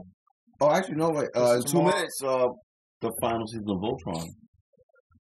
It drops. Yeah. I'm still catching up on that shit. Yeah. Same here. Yeah. It is really good. Yeah? Yeah. Okay. Oh. I gotta get through season 4, season 5. Yeah. Speaking of, before... Oh, man, I'm at least up to season 6, bro. I'm on 4. I'm on the beginning of season 6, but still. This is going to be season 8 that's coming, right? Yeah. Okay, so I got to watch 7. No, I don't want season 6. I want season 6 too. It's season 8. But still, but 8 is dropping soon. Can we just give props to, it's DreamWorks that's spearheading it. So can we give props to DreamWorks? DreamWorks can get half awesome props. Fucking half props. Because I'm about to say something, but go. Okay. But, because they've done, seriously, and I haven't even really been caught up yet, but they've done such a kick-ass job with Voltron. Yeah. And refresh my memory, because I'm a little drunk. Did we talk about She-Ra? No, we did not. Well, I think we want to. I don't want to. We're not. I haven't even watched it. I refuse to watch it. I watched it. I had to know. The Motu fan in me had to know. Okay. What do you know? Okay. I'm all for the diversity of the cartoon. You gotta say, like, there are princesses, there are girls with different... The fact that they call them princesses, all of them, all the characters, they're all the same characters. Mermista, Frosta, etc. from the original series, they're all still in there. Peekaboo and all the rest of them, they're all there. But now they're all princesses of their own domain. And that is acceptable. And each of the girls has their own body type, their own skin color, their own etc. So, very inclusive in that regard. The animation... same thing goes with this new Carmen Sandiego shit. I haven't seen the trailer for that. I don't want to fucking see it. I remember Carmen Sandiego as the game show that I never could pass because I was sucked at geography. Yes. And 2, the awesome cartoon where she looked like she did on the cover of the fucking PC games, where in the world is Carmen Sandiego. Right. Where in time is Carmen Sandiego, etc. Yeah. This new animation looks exactly the goddamn same. It's all this Steven Universe ripoffs, and in the 80s, say what you want, but we at least had mostly different animation. We had all of our favorite shit had different animation. Voltron was different than Thundercats, was different than He-Man, was different than G.I. Joe, was the same as Transformers, was the same as Sectars. That studio did a lot of shit, I admit. Yeah. But actually, Transformers was not the same as G.I. Joe. It was just the same voices. Right. But G.I. Joe was the same as Sectars, was also the same as a bunch of other ones like Centurions and everything else. The thing about still. about the majority of those studios back in the day is that they had a ton of workflow coming through, and they had to basically repeat techniques in order to just get the shit done on time. So you know what? Props, because that's the kind of shit that we can do in the blink of an eye. You're looking. Nowadays. I mean, all of these shows now are dropping on Netflix in 13 episode seasons. Sure. They were doing 60 episode seasons, a new fucking one every day. Yeah. So, they busted their ass for half the year. They were almost running the way they still run. It was your daytime soap opera. It was a new episode in syndication. All right, She-Ra. Okay, sorry. Thank you, She-Ra. I don't like the animation. I hate it. I do not understand why, when she does For the Honor of Grayskull, she grows into an 8-foot giant woman. There's no reason for that. They specifically say, whoa, you're really tall. Why? Why is she really tall? I don't understand that. You don't have to do that. For the sake of identity, kind of like the Split Crow. They don't have a fucking identity. Everyone knows she's She-Ra. Everyone, including Hordak. Everyone. In the cartoon or the old cartoon? In the fucking cartoon, nobody knew she was She-Ra in the old cartoon. The secret identity was fucking sacred. Only 3 people knew who she was. Madame Raz, Cowl, and Light Hope. That was it. They changed Light Hope's gender. Why, I don't know. Bo is the only dude in the whole fucking cartoon. Sounds about right. Now, that's a bit biased, but I'm not going there, because that's a whole can of worms that I don't even want to get fucking letters for. I agree with David. I think it's an original TV series. But I haven't gotten to the part that pissed me off the most. Wait, have you seen the whole series? Or I watched the whole fucking series, bro. Oh, my God. Why?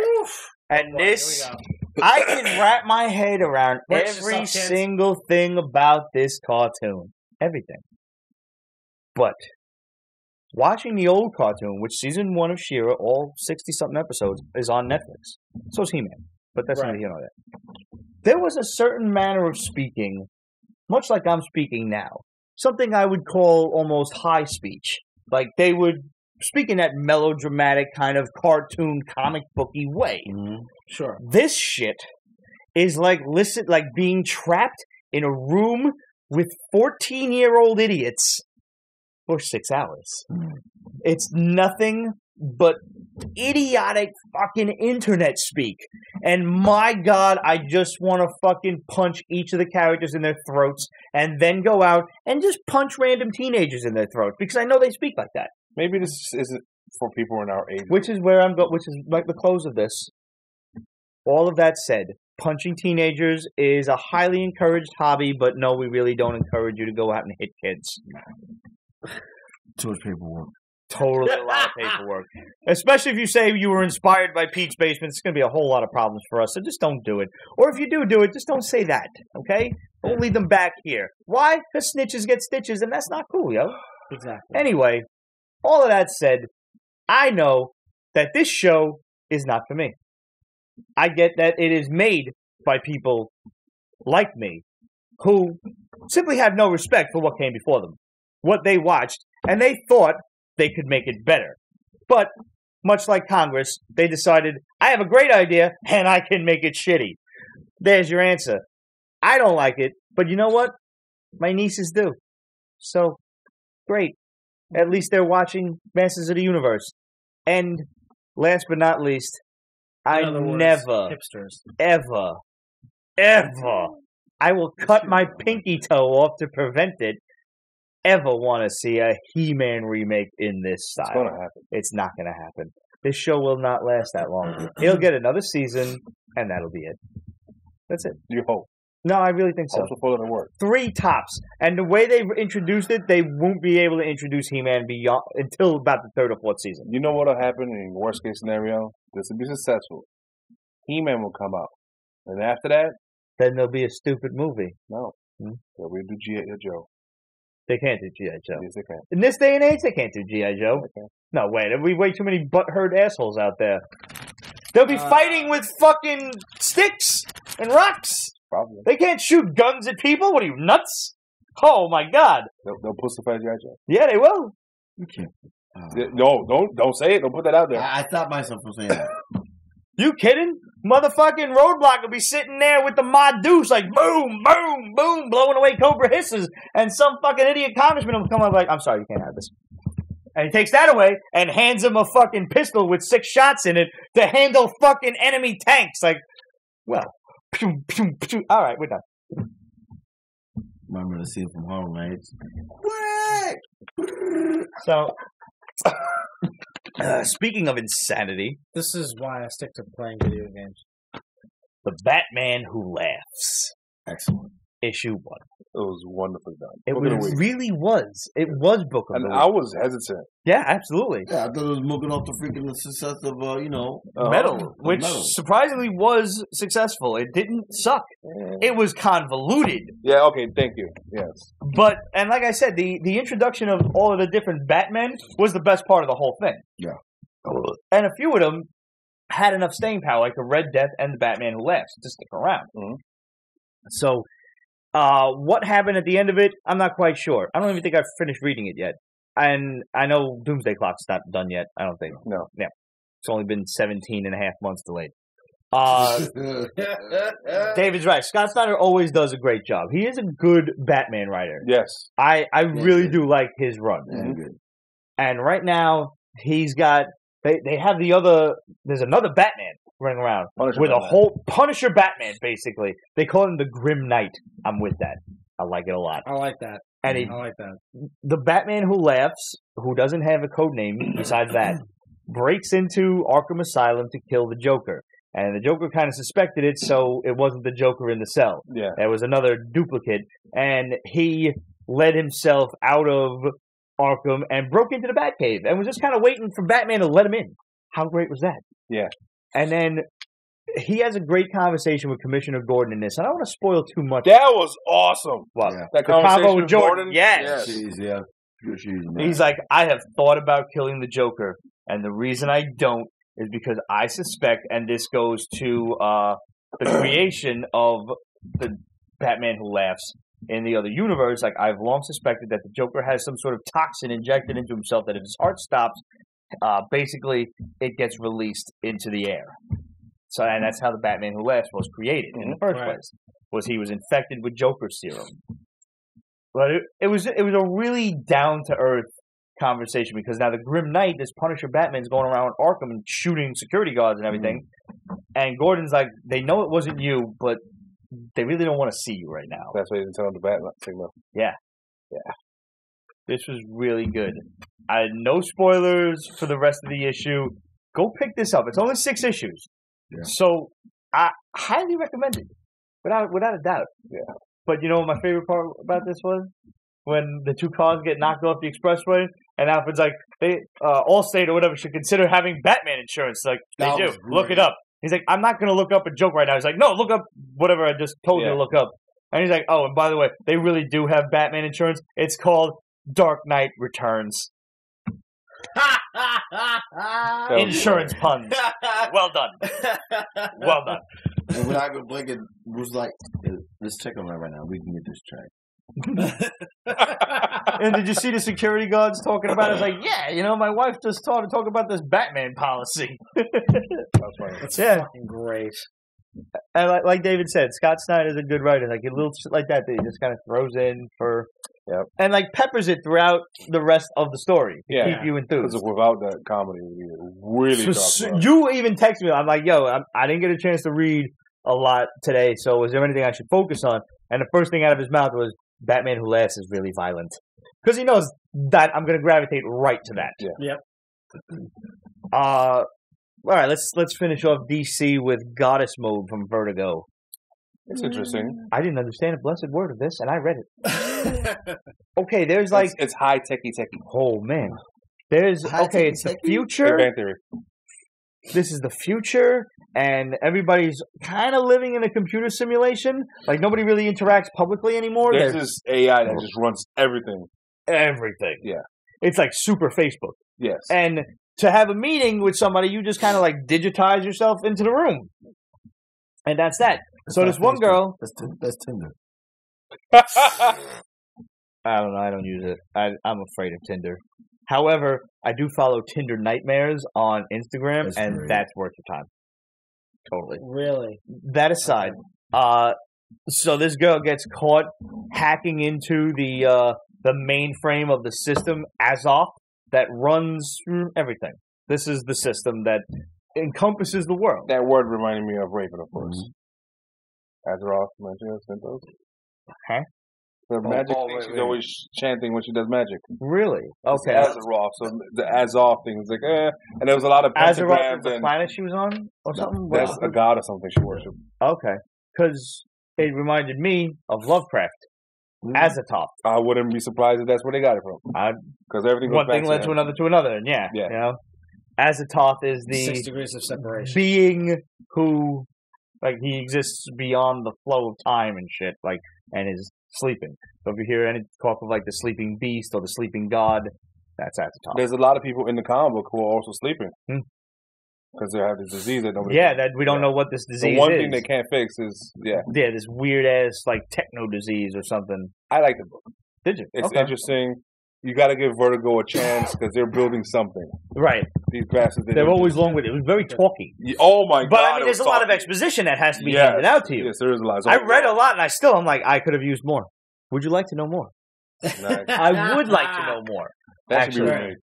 Yes. That should be remade. Yes, without question. It won't. Not right, but it should make sense. Yeah. Peter would be all over it. Like, no, you can't kill bugs. I remember when Obama, like, swatted a fly on TV and they went nuts. Like, shut the fuck up, assholes. Who went nuts? Peter. Peter's give me a fucking break. Because he swatted a fly. Who amongst us has not killed a fly? So if I had supreme powers, there'd be a few things I do. Flies and mosquitoes would be gone. Yep.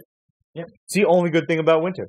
Is bugs go back to hell where they belong. No, Hannah has an evil explanation for that, but whatever, don't bring her into this. God damn it. No, damn it, they hibernate. She told me this. No, fuck that, they die. Right there, they I saw all your die. eyes And I was kind of creeped out. They die. They die. They do.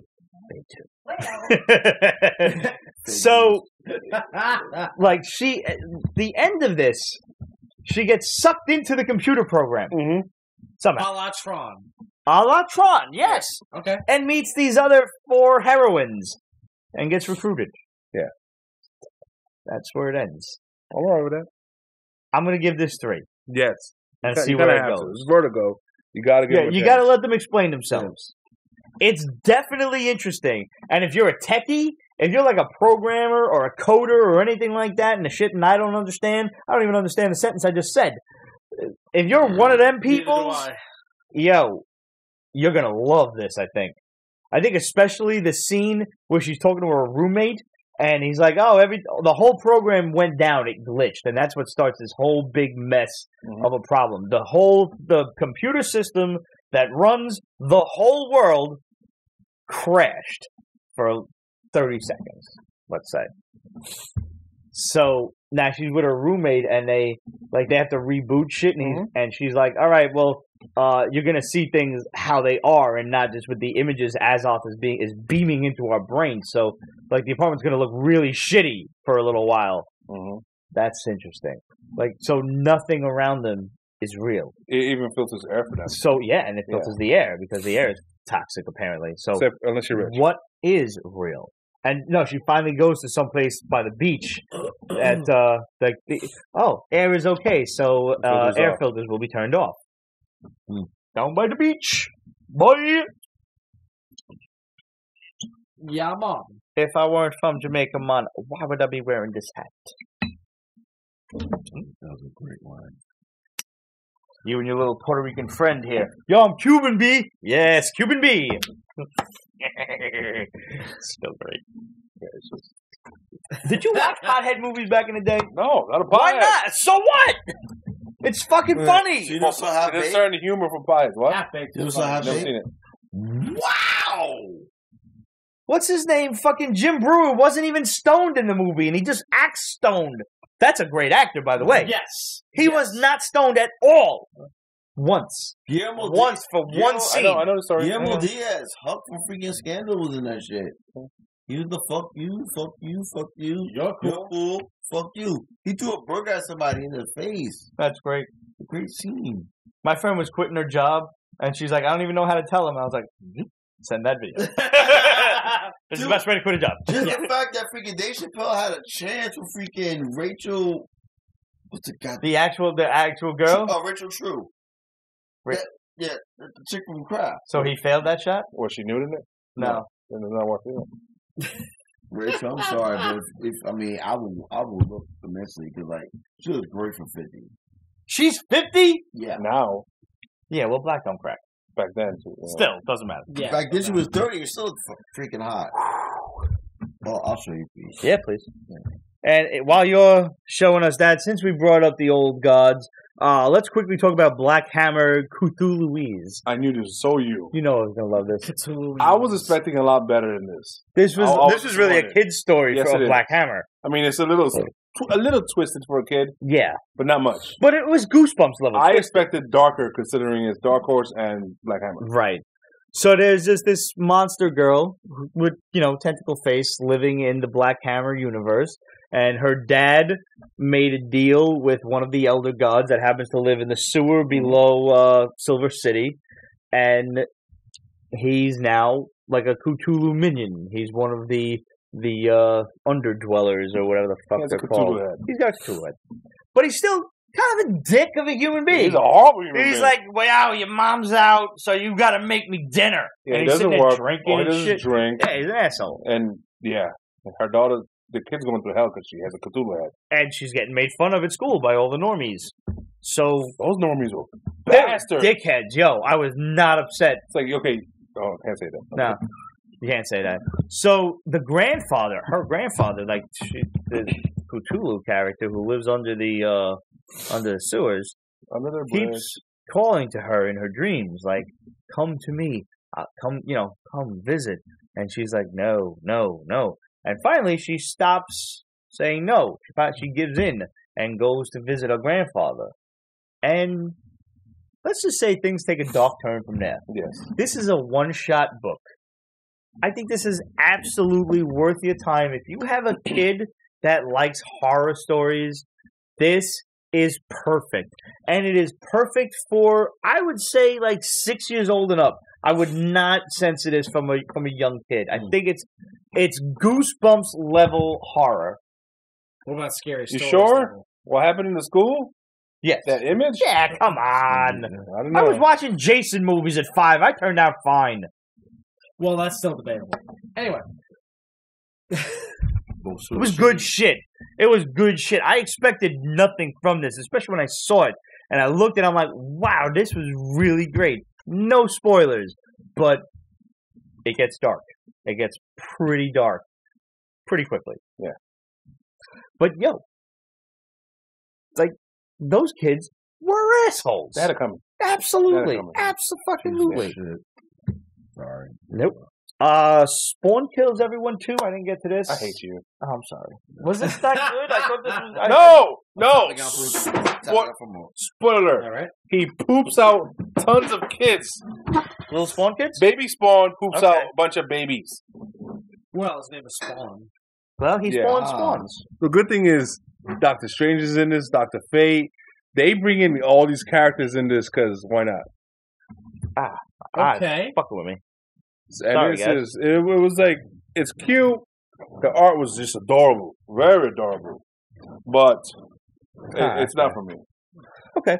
Not for me. I was hoping this was going to be like on par with Deadpool Kills the Marvel Universe and whatever else. This is volume 2, so I'm like, oh my god, why?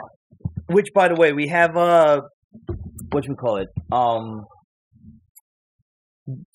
Who Destroyed the Marvel History, and it's going to be Cosmic Ghost Rider coming. But it's going to be like one of those side tales. I hate Cosmic Ghost Rider. Yeah, the whole future Punisher from a different timeline thing. I'll give it a whirl. I enjoyed the Deadpool shit, and I enjoyed Punisher Kills the Marvel Universe, so we'll give it a try.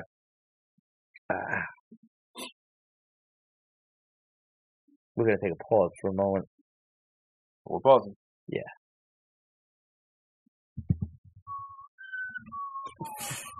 Yeah, go fuck yourself. My eye hurts. Want to put some water in it? Not yet. I just want to get it to here a little bit. I do not need another fucking corneal abrasion. Oh god, those are the fucking worst. Which, in case anybody doesn't know or anybody wasn't following the Good Instagram, night, Kate. is a Love fancy doctor talk way of saying I had a cut on my fucking eye. Tell me how you feel about Fate. I'm tired of it, man. Like, it really fucking hurt. Excuse me 1 second. I've Entertain the dealt with populace for a hot second. Alright.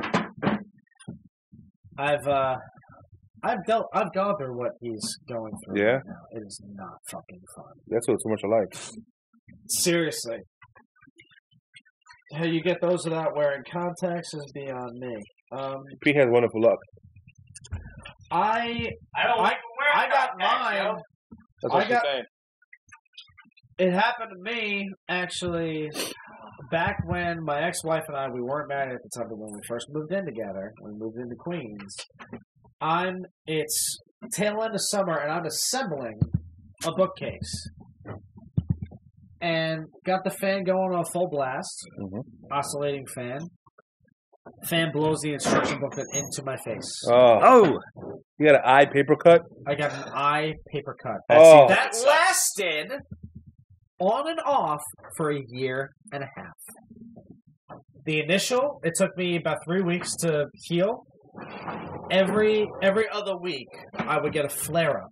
Yeah, it sucks. Yeah, I would get a flare-up where I would wake up in the middle of the night in excruciating pain because the eyelid would actually pull the healed, scabbed skin off of the wound and reopen it.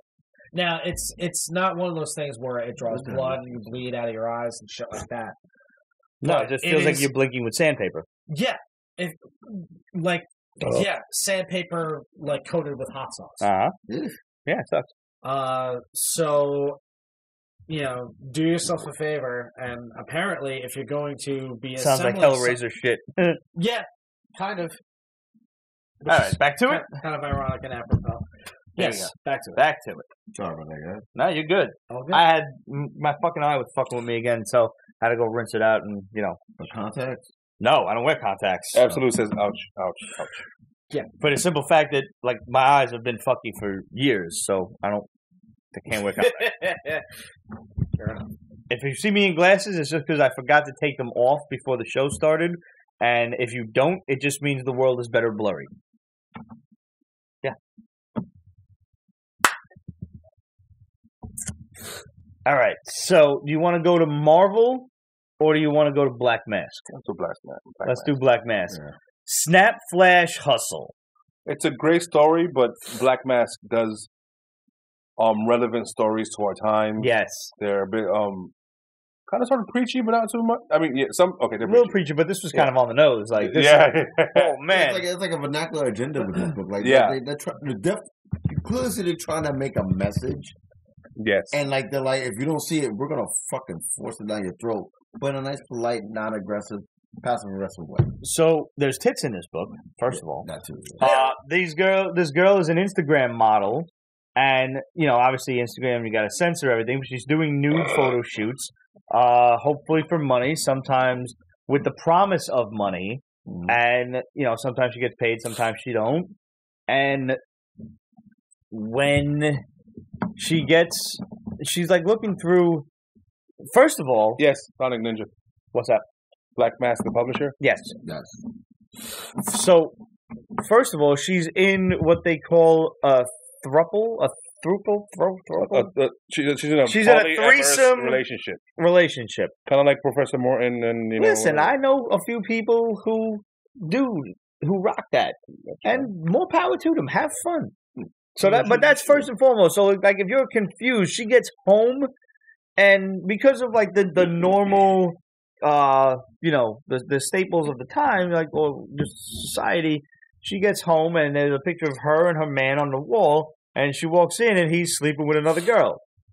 And you're like, oh, some shit's about to go down. But no, she just climbs into bed and be like, all right, this one's I asleep. thought the same shit too. Yeah. Like some bitch. I thought this was going in a whole other direction. It did not. It took a left turn in Albuquerque. So, yes, that's when you realize polyamorous relationship. This one's asleep. She's talking to her husband. This one's also with them. She's the girlfriend. And, everybody loves each other. Great. Have fun. Cool.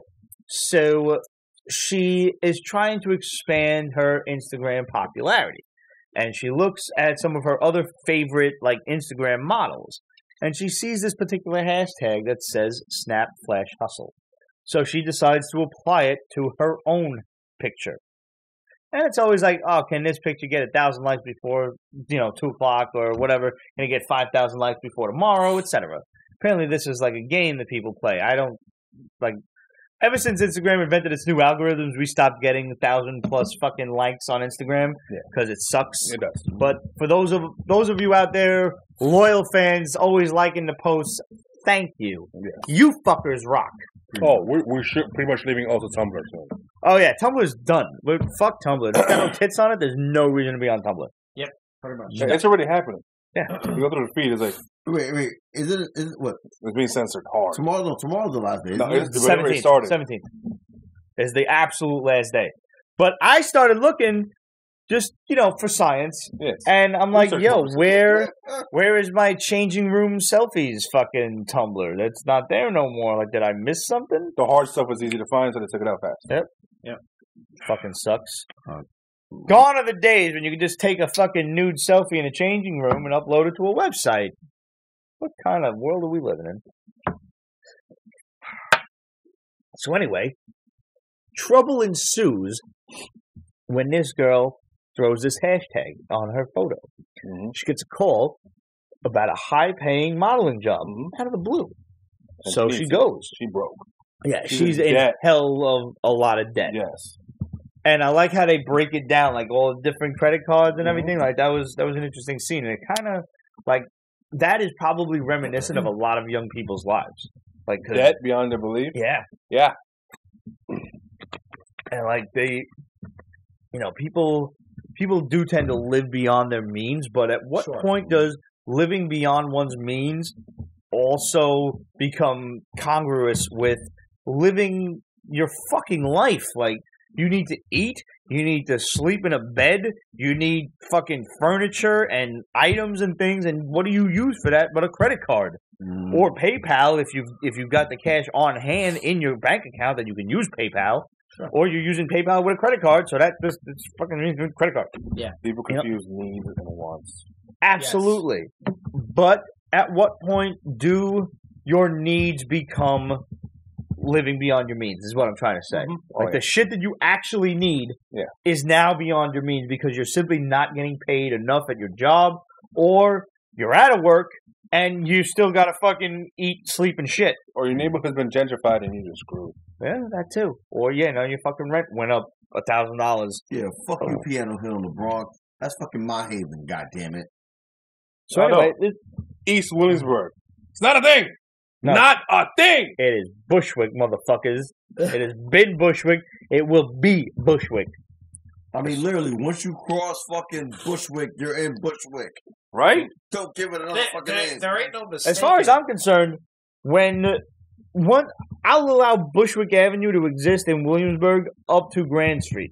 Once you're past Grand Street in Brooklyn and you're going up toward Flushing, you're in Bushwick, yo. See, yeah, the way I remember it was fucking literally Broadway was the cutoff.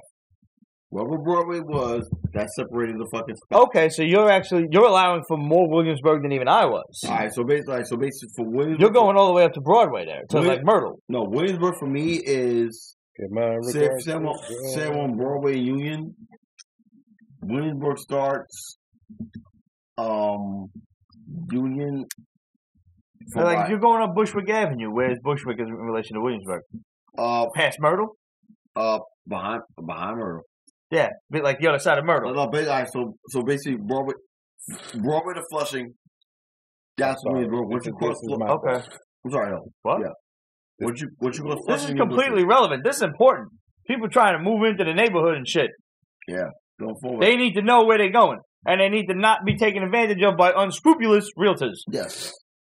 Like creating. We have dropped a lot of great vocabulary words for everyone today. Our vernacular. Unscrupulous, congruous, vernacular. Tuesday. Yo, can I just say something? All week I've been helping my friends study for a GFE test for the teacher's exam. Yeah. I consider myself a smart motherfucker. Humble, dude. When I tell you, I mean, These questions were humbling. Wow. Like, English comprehension. Like, they throw words at you that, like, oh, which words best complete the sentence? But, like, yeah, but all of them do. Like, all of them. Like, they ain't no best. Like, all of them fucking work! What point are you making if the fuck you take out the key words? You can make 4 different points here. They need to bring back phonics into the school system. For real. yeah. But even the math shit, which has the greater value? And you're like, but you can't even solve that. And that's one of the options. Is like A has the greater value, B has the greater value. They're equal, or you can't solve this. And I'm like, am I just a dumb motherfucker that I can't solve it, or can you not solve it too? And you fucking with me? It's a trick. Like, yeah. No, just put like you put A, B, C, D, all the above, or E. We get the last one. Yeah, he did. Fuck, I was gonna get that. Is there any in the... I have more, so you can have. No. No. It's Christmas. Underneath the paper? Hey, No doubt, brother. Have another cookie. I will have a cookie though. Have a cookie. Pete made snickerdoodles. Yeah, I'm not having that other. Pete made some snickerdoodles. And these are keto. And you gotta, don't ruin it for everybody. Listen, according to Hannah, I ain't ruining shit. They were really good. Feed me. They really do smell like Cinnamon Toast Crunch.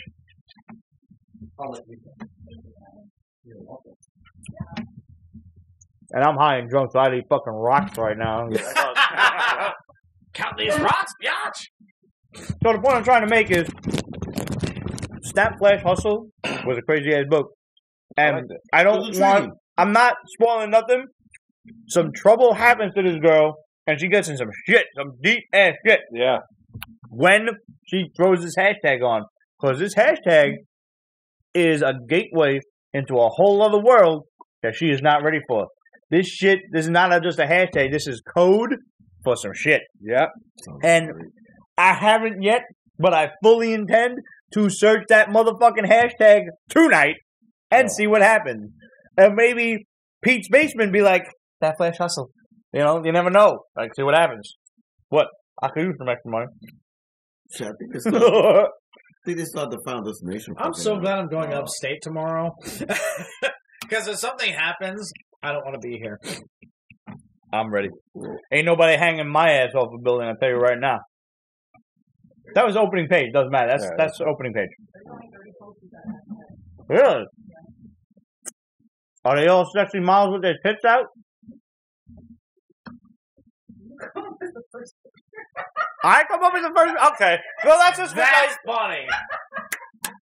because I hashtagged it for the post. Mm-hmm. Yeah, no, I figured, but still, that's funny as shit. Pretty girls, no boobs. They do. Comic itself. One guy is like up close on his mustache. Wow. Okay. All right. Let's move into Marvel. Who we have? Dr. Strange and Silver Surfer, the best defense. What is this? This is leading- like some Defender leading- shit? It's leading to that. Okay. This explains how, in Doctor Strange, how do we find his dead body? Who's dead? Doctor Strange. Why? He fought Dormammu in the far future. Yeah. And Lost? Kinda. To change things, he had us time travel. But it was done nicely. Uh-huh. It was a good For book. you to say this. Yes. That's a big deal. That's in this Yeah. book? Yes, Doctor He Strange. does all his time traveling in this one? Yes, Okay, so I didn't read this yet. you should. I will. You actually, when you told me you recommended these, what did you say? Dr. Strange was good, Silver Surfer was deep, I think was your word? It tries too hard. The same problem again. Oh my God, he's leading was this too guy to layered. different planets. Yes, it's been that way since 1960. What? 8? There you go. Get over it. 66, I thought. Well, 66 was the first appearance, 68 was the first Silver Surfer book. Right. Gotcha. He's been eating planets for a while, Surfer. Norman, get over this shit already. Just go fly somewhere. He's still leading Galactus around? Yes. So Galactus ain't gold no more? No. When did that happen? That happened during Infinity War, something or the other recently. Where to do something, he had to eat a planet to save them. And he was like, eat a planet to save them. To save the Guardians of the Galaxy or something like that. He's like, I'll do it, but you know what's going to happen, right? Reignite the hunger. So you're my guy again, and that's what happened.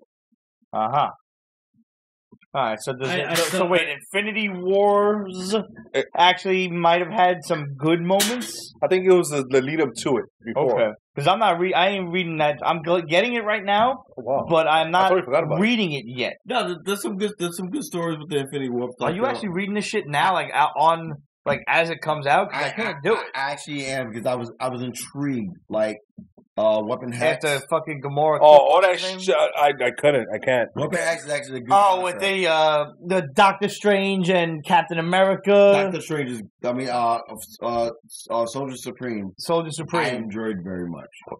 That's all you. What about was it Black Panther and Ghost Rider? Ghost Panther is actually pretty dope. So the funny thing is the reason why I know about these characters is because they're in Marvel Future Fight. Nice. Okay. 4 of them are. You got Iron Hammer, Ghost Panther, Weapon Hex, and Spider Knight. Ooh. The Arachnite, Moon Knight, and Spider Man. That's cool. That's cool. It's cool in fucking name alone. Yeah, the Arachnite. And that motherfucker needs to show up in Spider-Verse. Yeah. Just because he's got a dope fucking name. Spider-Verse. Yeah. Weapon Hex is it's Scarlet Witch and Wolverine merged together, right? No, it's Wolverine and it's not Dr. Strange. Magic. Right? No. Magic. No, it's Weapon. It's Magic. Zatanna? No, it's Magic. Wrong company. No, I'm sorry. It's X-23 and fucking it's X-23 and Weapon X. Yeah. X-23 and fucking Magic. Oh, okay. That Wolverine. That works. Laura Wolverine. Maybe it should have been Hex 23. I mean, Weapon Hex sounds cooler, but yeah. No, I enjoyed that book. I enjoyed freaking. So does this mean that? Wait, does this mean we're gonna see a Hulk Best Defense? We did last week. We did. It was good. Okay, I didn't get a chance to look at that. We didn't review that, right? It was Hulk and Namor. Namor was okay. Then these two. Who's left? And next is Defense. Oh, okay. Yeah, so wait, there was more than 4 of them, wasn't there? No. Those 4. The original 4. Yeah, but I thought there was 5. No. Defenders was always the 4. Moondragon came way later. Oh, really? Well, yeah. Vulture. Why am I getting Man-Thing in them? Like, he wasn't involved. He wasn't even in. No, yeah. You think that's something? Oh, okay. They all look alike. Man-Thing wasn't. They kind of different. But he was always intertwined. I forgot Moondragon was in the Defenders. I wasn't even familiar with that. That's Moondragon. I got Defenders came issue 1. and went at, Man, really I would have weird fucking time. staked my left nut on it being 5. Had a freaking Shave her head. I believe you. shave her head, started breaking Gamora's back, and then That was about it. Yeah. All right. We're gonna end it with. So really briefly, the Fantastic Four wedding special. This is the not Thing and necessary. Alicia. They're not married. Why didn't they get married? 2 stories. How did The Bachelorette party, which is kind of funny, but not great. And then there's Please tell me it's the bachelor party hosted by Johnny Storm. no. That would have been dope. The funny thing is, most of the bachelorettes going to this bachelorette party are Johnny Storm's exes. Crystal, Medusa, some other chick. It was They just, cousins. Like they cousins-in-law. They're sisters, aren't they? no, cousins. Cousins. Yeah, that's gotta Oh be wait, weird. maybe they are sisters. Anyways, he's a hoe. Yeah, that's gotta be weird. Cancel shaming. Lay some hot pie, The second baby. story was the Thing asking the puppet master for permission. Permission to marry his daughter? Blessing, not permission, because he already proposed. Yeah. And he's like, yeah, sure, okay, that's cool. But when he comes home, his fiance Alicia Masters, she takes out this clay doll and puts it away. So she manipulated her father to give the blessing, which is like, oh, that's gonna happen. That'll have some ramifications. That'll later on. bite her in the ass. That's cool. That's it. Other than that, totally useless book. I kind of would have liked to know what the puppet master really would have thought, though. Oh, I think we're gonna find out. Yeah, I think he's gonna mean his feelings. All right, that's cool. Like, I mean, I'm kind of enjoying the new Fantastic Four book. Yeah, it's cute. Yeah, it's fun. Yeah. And like to have a special right away, I got a little nervous, Mm-hmm. and then to see that history was being rewritten with the Fantastic Four, I got extra nervous until I realized that was non-canonical, just stupid fun. Yeah. And I'm like, oh, okay. So I missed all of those Tuesday teasers that they put out, and then they announced Wednesday that it was going to be Cosmic Ghost Rider gets stuck in time and, fucks with Marvel history. And I'm like, all right, fine. I don't care. As long as it's not canon, I don't care. It's written by this comedian guy, Paul Scheer. I'm not familiar with him. Like Mad TV or some shit? I don't know. Well, hi. Right now. Yeah. We almost done, my man. We almost done. Oh my god, that's awesome. Oh shit! Oh shit! That light got a Jason face. I didn't even mean to give that to you. That's mine. Oh, you're just looking at the light. You guys are so sidetracked. There's a face in here. That is fucking awesome. That's great. I'm gonna go back to that store tomorrow. You know I am. Shit, get me Damn that cookie, go on. Yeah, cookie's good though, right? Fucking Red. Yo, Red, I gave him a cookie. All right, last but not least, Miles Morales, Spider-Man. Very good. I didn't get to read this, and just watching your guys' reactions to this. Yeah. This is like good shit. It is. I mean, I enjoy Miles as it is, but Right. Okay, first off, the artwork's dope. Yeah. The okay. artwork is amazing. Who's drawing this? We got Javier Garron. I don't know him. Yeah, he did a couple of one shots and some annual stuff throughout the years. I'm like, he's an up and coming. Like, Okay. this is gonna be his first Sometimes major up and book. comings are good. It's gonna be his first major book. But This is kind of cool because Miles, actually for his one of his writing classes in college, he's got to keep a journal. He's got to keep a journal. So he goes over like anybody who isn't nothing. You need half for one? No, I got a journal. Half you got to end the show with. All right. That's what I have right there. Just a little bit. That's good. Thank you. So anybody who needs influence. I'm the one who makes the choice. Anyway. So anybody who isn't up on Miles Morales and who he is, what he's done, all that other stuff, you want a quick refresher? Bam, this is your issue. This is perfect. Okay. Very jump on. Very jump on friendly. This is why I wish they would have did with fucking Ironheart a couple of weeks ago. Okay. They did with Miles Morales. Okay. Sure. Absolutely. So, pretty cool stuff. He's, I didn't know that his parents know that he's Spider-Man. They do now. Yeah, that happened Now a couple of years ago. Right. So, like, they're worrying about him, all sorts of stuff. That was Really- very well written too. really When like cool the as parents were like, What his mom He's got cleaning on out the suit in the laundromat. Yeah. Yeah. His mom got on like good job. yeah, Yeah. I mean, they might as well because you did the whole Aunt May thing at the end of Homecoming and this and all that was stuff. singularly the most gimmicky character they could have come up with. Let's be honest here. You're mixing a Hispanic male with a black male, and you're making him the world's greatest, most popular every man, every Joe superhero. Right. So you're taking the two major minorities, and I use that term loosely, of New York City. Because, I mean, it's kind of like a third of a third of a third now. Let's be realistic here. But Peter Parker was a white dude. So now let's take the other two that were not included back in the 60s, because that was a minority back then. But now, in 2000, whatever it was when Miles first appeared, was 10, 11 or so? Yeah, It's been a while. It was after Ultimatum, It's been a right? fucking while. So Brian Michael Bendis took the two major minorities, smacked them together, and when this shit was coming out, I'm like, this is going to be stupid. For that reason. It seemed like a gimmick. And I couldn't have been more wrong, and I couldn't have been happier to have been more wrong. Because 2011. Okay, I was close.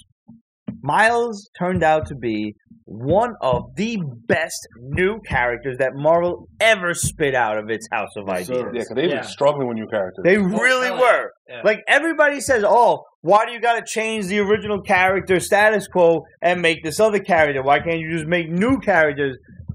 Because that's really hard. Be careful. Because, a lot of fucking... Marvel was actually really fucking lucky with more of its new characters than anyone anticipated. Ms. Marvel being one of the major ones, being an Arab Muslim woman, a girl. Actually, she's a teenager, right? Kamala Khan. Yep. And America Chavez. American Chavez. Is that really successful? That we read that book, and do you recall being just punched in the face with like the fact that she was a woman of color and a lesbian after every single fucking page? Yeah, it was, every it was other page. But I love the ultimate, and I love what she's gonna do right now. In the fucking see, I'm not up on the character now, but in her miniseries, that was terrible. Miles Morales, it was established he's half black, he's half Spanish. You're done. Now he's Spider-Man, and that was the core of the book. And that was how you do a fucking new book. You don't dwell on who he is. You dwell on what he is now and what he is becoming, and let who he is define what he's going to be. Right. Don't smack me in the face with this fucking with the culture.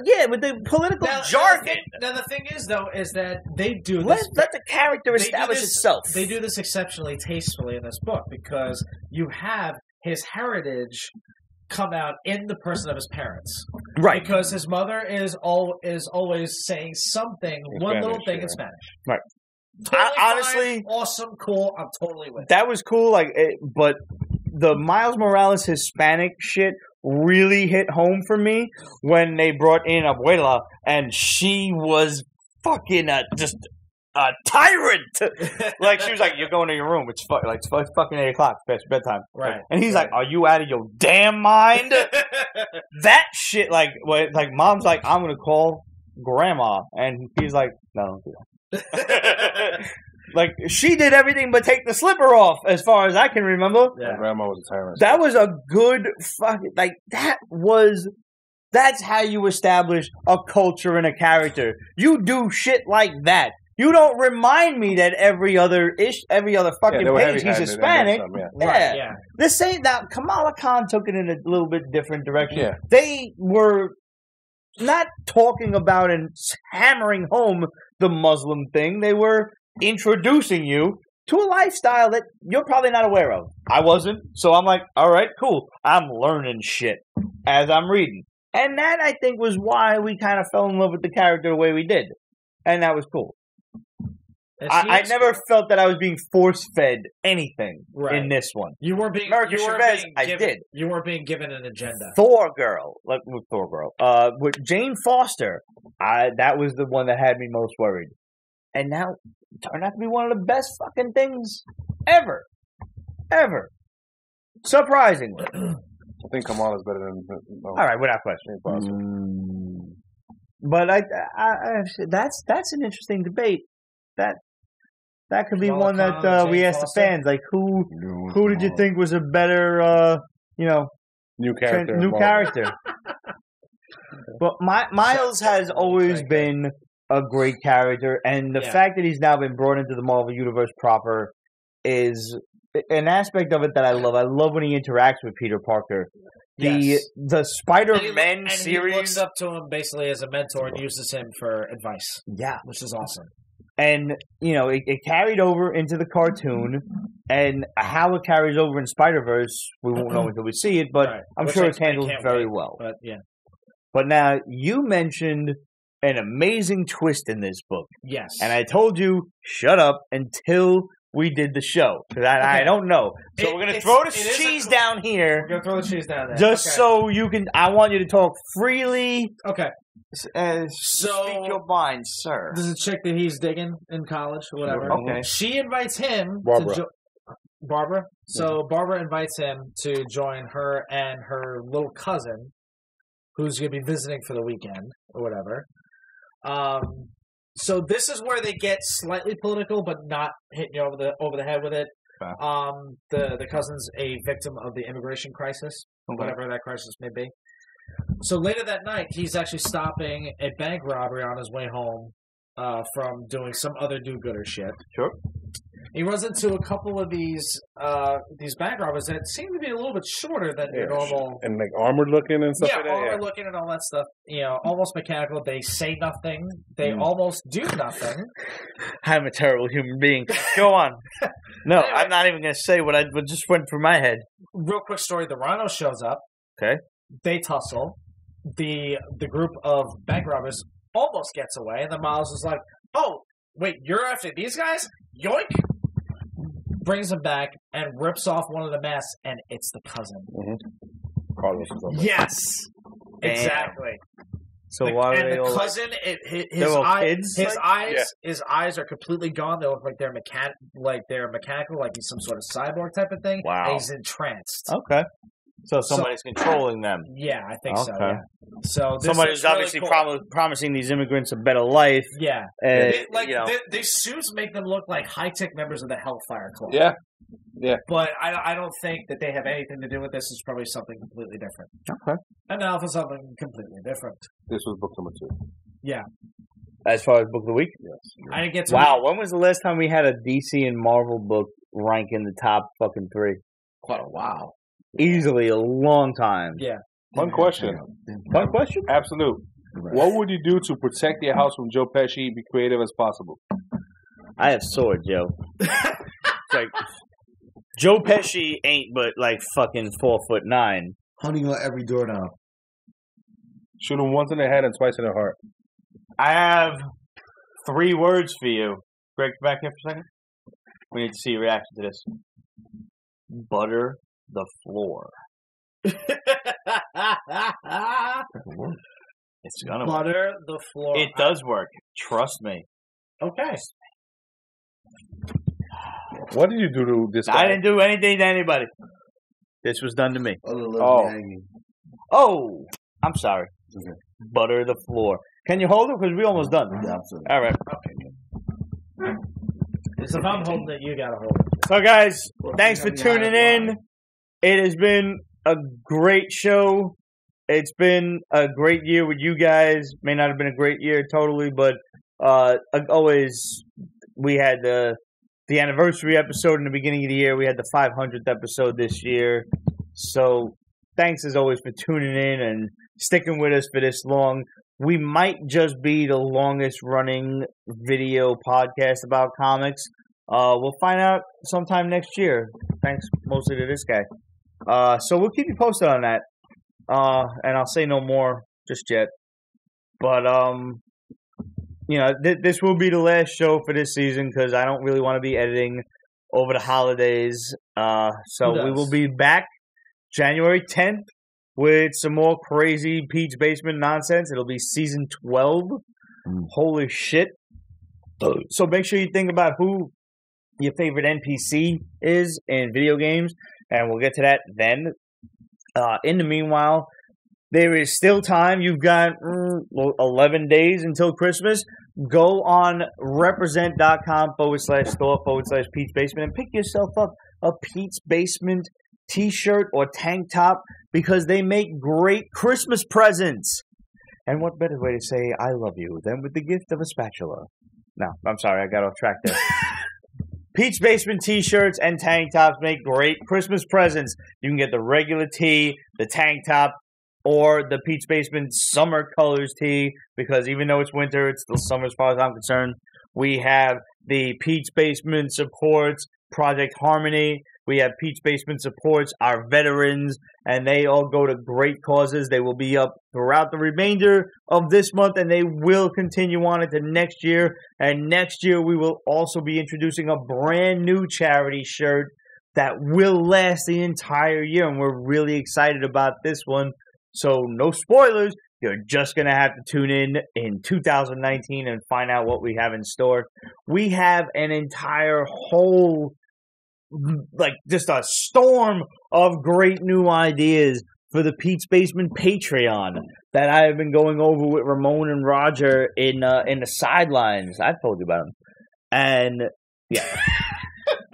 We're going to unveil those in the first episode of 2019. And if you want to chime in now, you can go on petesbasement.com/Patreon, and you can find the link to the Patreon page, and you can help support the Basement Show in any way you can. Even $1 a month helps. If all of you out there just,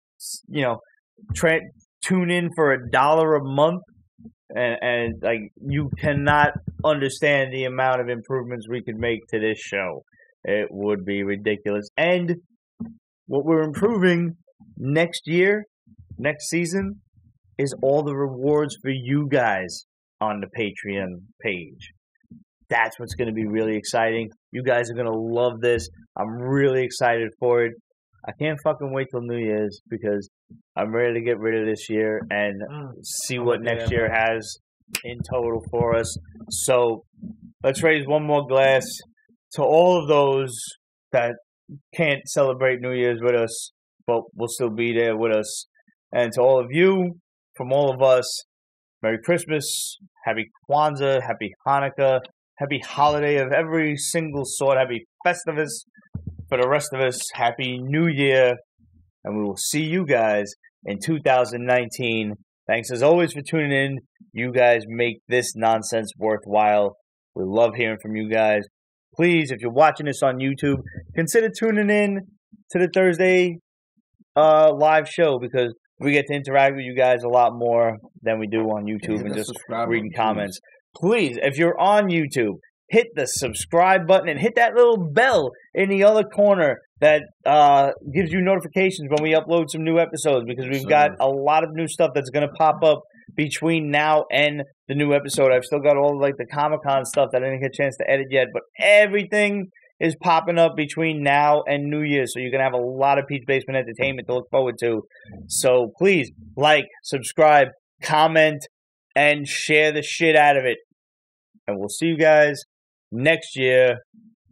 Salud. I love you guys. Love you guys too. That's a long ass Much toast. love. It was a long ass toast, but some of the best are. He's Italian. This is And it's done. Turn them off. What he said. Peach Basement is copyrighted 2018. Ripped Productions. All rights reserved, so go fuck yourself.